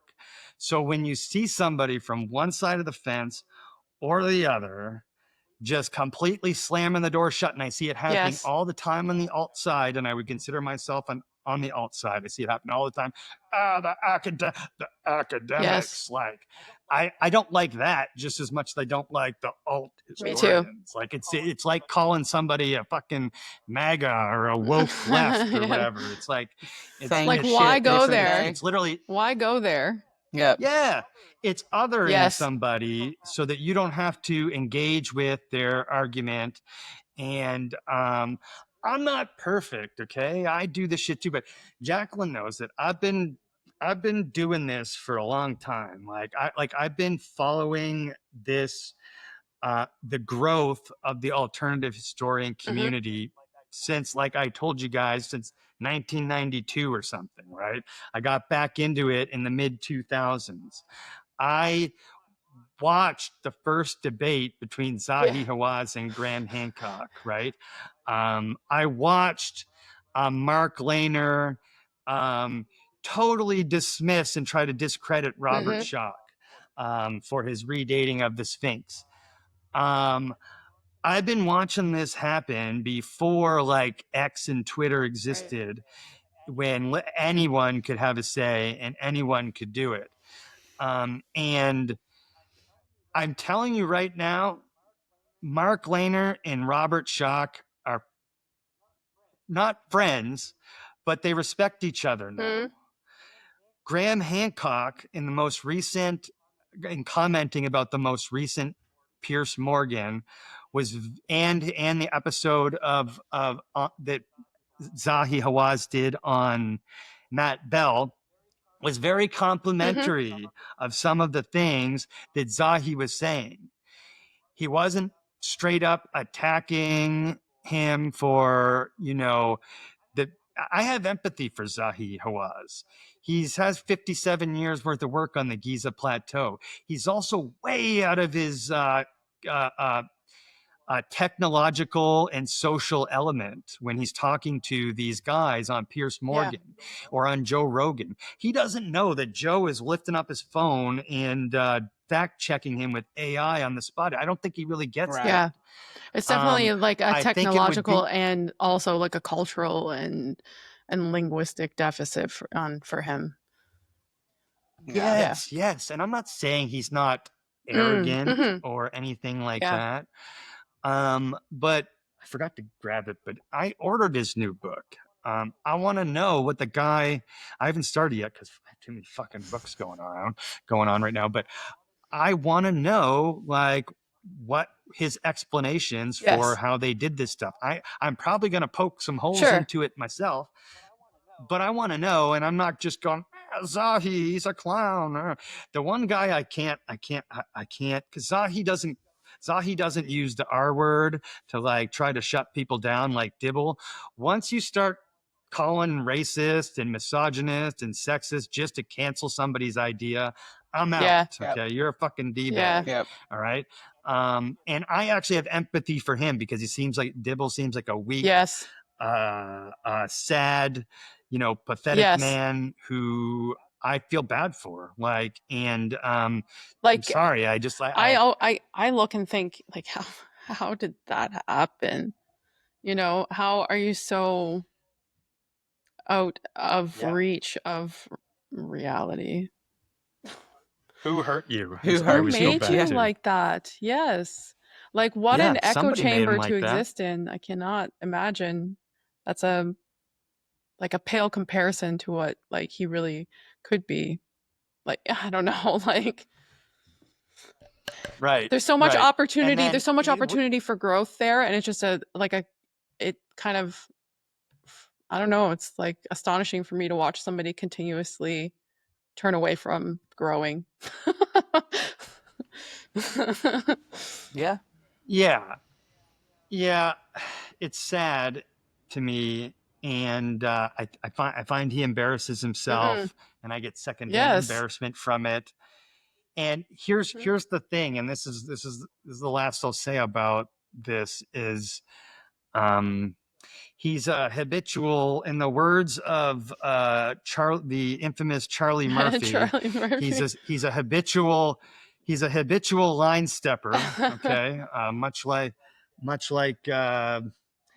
what's a damn it. Anyway, sorry, it's okay. He's a habitual line stepper, and if you're a fan of what the hell is that comedian's name? I'm brain farting. Oh yeah. Black Yeah, guy, funniest guy ever, had the best comedy show of all time. Come on. Yes, Dave Chappelle. yes. If you're a fan of Dave Chappelle's show, you'll get the reference. But he steps out of his lane, right? He has a very specific lane that he understands very, very He well. likes to do that too. He farms it. To step out of his lane. He farms it regularly. Yeah. Yeah. If you notice though, Zahi does not step out of his lane. Like he literally said, I don't know what Zeptepi is. All I do is dig on the Giza Plateau. Fair. Right? Right. He when Jimmy's like asking him questions and he's not giving answers, a lot of times because he doesn't have an answer and he's trying not to step out of his lane. Yeah. That's how I see it, except for the drilling. He was dodging the drilling. One thing I cannot get down with Zahi. I mean, there's many things, but I'm not a scientist. I am a scientist. I am not a scientist. That one floors me. Yeah. That one floors me. That's not good faith at all. So I honestly think it's language stuff. Because like I think he's saying like I'm not a Doppler tomographer analyst. Fair. But then he's saying I'm a archaeologist. Right. And then also like because he's an old archaeologist, he's really not, unless you are very, very intentional in every professional field, whether it's medicine or science or whatever, you need to continually educate yourself. Yes. In fact, most of the time you're required in order to hold licenses to do continuing education, right? And so I don't know what if at all that exists in archaeology or anthropology. But eventually, once you get to a certain age, you're like my parents. Like I'm trying to explain to my parents how to use their cell phone Yes. and stuff like that. Eventually, you're at a point where the technology and the terminologies and the techniques have passed you by, and you're just a figurehead. Like he's the top head of the not anymore. I don't think he's the Egyptian antiquities minister anymore, but he's the guy, right? So that's his job, is to be the guy. It's not his job to understand all these technical things about what they're doing on the Giza Plateau, which is why he shouldn't be the guy on Pierce Morgan arguing with Jimmy and Dan. You get where I'm coming from? It probably, So, the continued education bit probably varies wildly from association to association, right? So each country has their associations for archaeology and anthropology. And I would say that like there is some level of continued education through self-pursuit, reading and you know, just of Sure. course, but the requirement of that is probably very nil.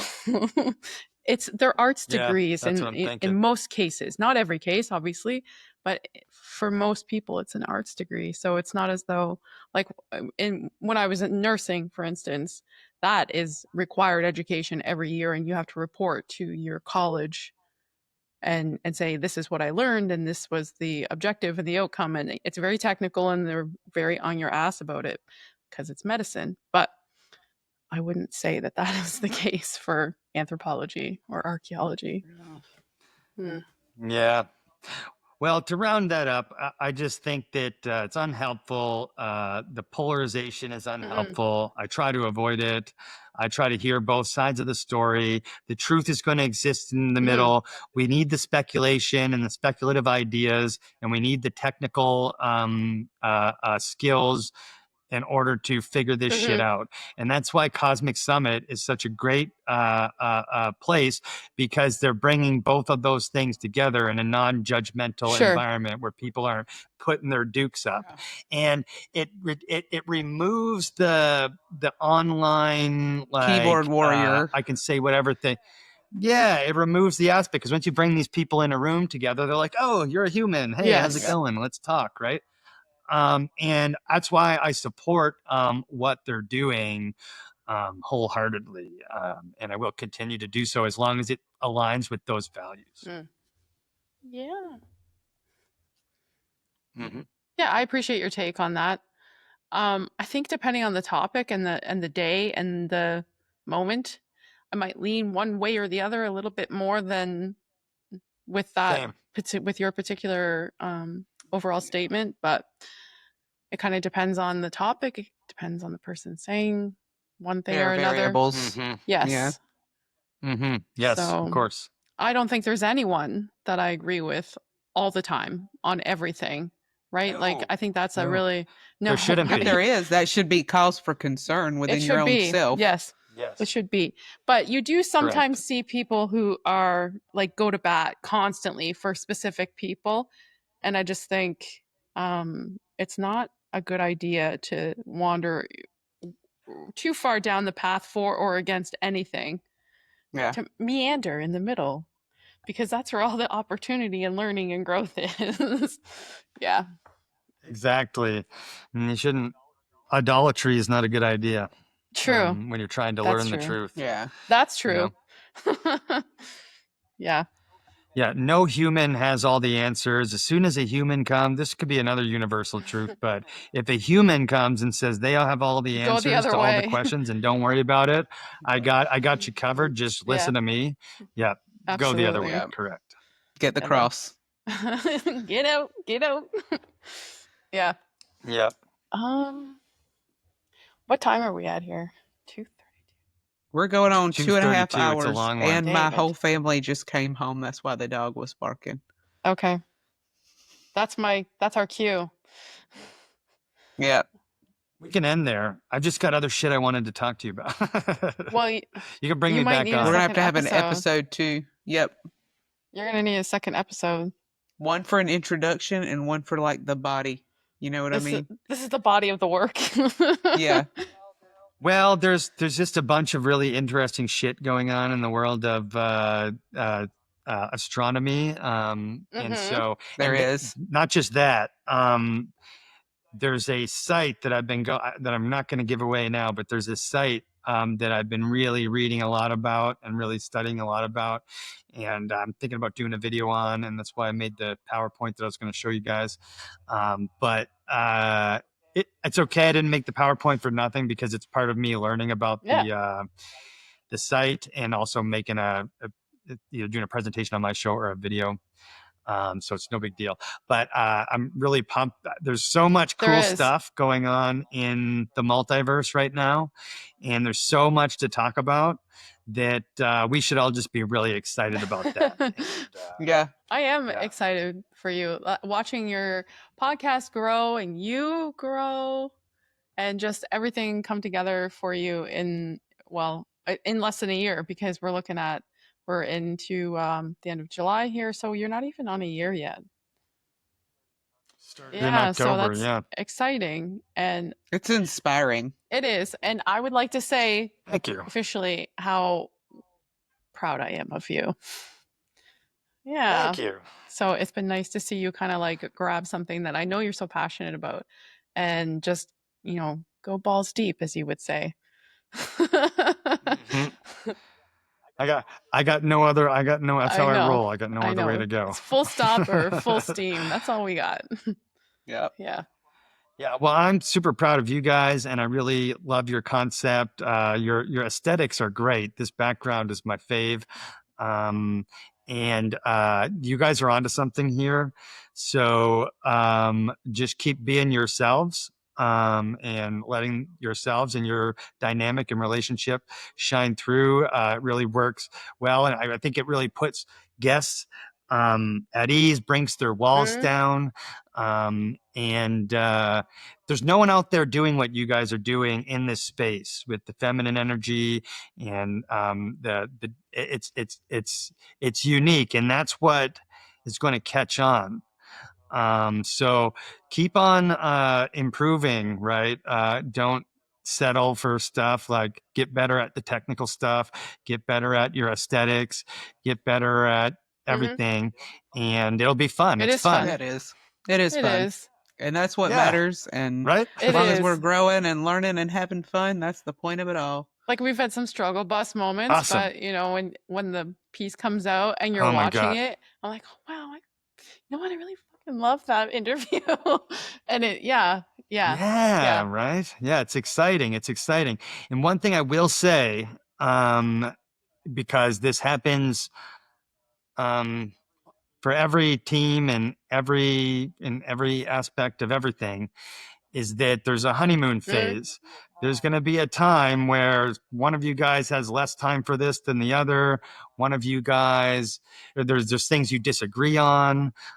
There's outside influences trying to get you to do something, and one of you agrees with it and one of you doesn't. And don't talk about it, and don't build resentment by like just letting shit slide. Right? What's going to make this work for you guys is your relationship.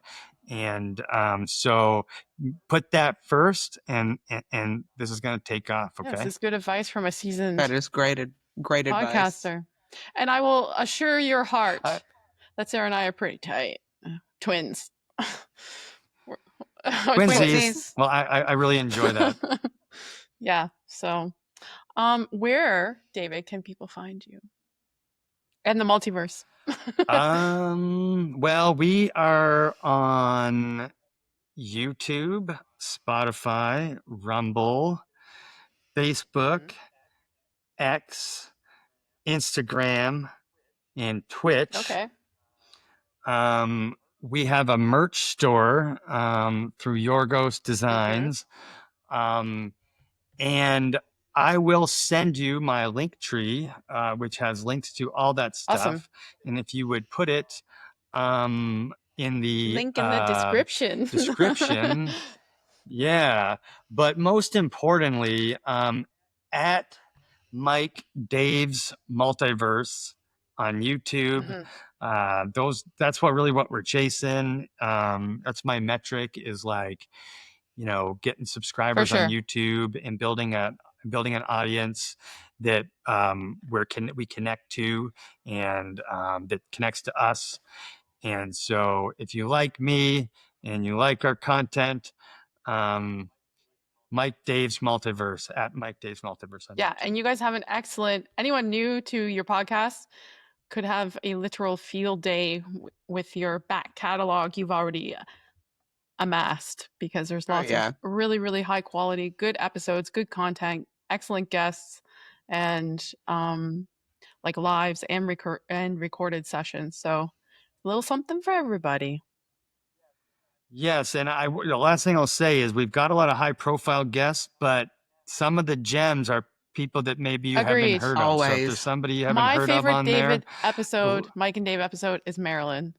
She was amazing. exactly. Yeah, I always think about that episode, and just her disposition and her story was something that it will be with me forever, because it was just, I think she's incredible. So check out that episode. She's an incredible woman. Yeah, Marilyn Cornell. It's one of our earliest episodes. She's a mentor of mine, and I love her to death. And Yeah. Mike and Dave's Multiverse. You have a little bit of everything. So a everything. little bit of me. Yeah, Thanks, no guys. problem. Sarah. Jacqueline. Jacqueline. Jacqueline. Jacquells. Where can the people find us, Sarah? I made you do this last time, but you're getting it again You today. did. Why do you keep making me do it? I I can't wrote it remember on the anything. paper for you. You know how much Dayquil I took? I can barely see that paper. Oh, girl. Come on. YouTube. You just zoomed in. Spotify. Rumble. Yeah, girl. X. Instagram. Oh. Spreaker. I don't even know if I can do this that. This is on our new camera. Whenever someone says something That's stupid, dope. I can just be She like, can do the eyebrow. I'm going to stick stare on people if they fuck around in here. like, Do you call her Jacqueline too? See? of course. It's Since day one. Oh, Jake man, Wells. yeah, I've been calling her where Jake Yeah, Quellen I'm at? right here. I've been calling her This has Jake been Quellen following Jake forever. me Wells. all my life, since the mid-90s when that skit came out. Also, Sarah, we also have to let the people know. We gotta what's let 'em the new know. thing. We do have We to let them know have- that we have a new merch store.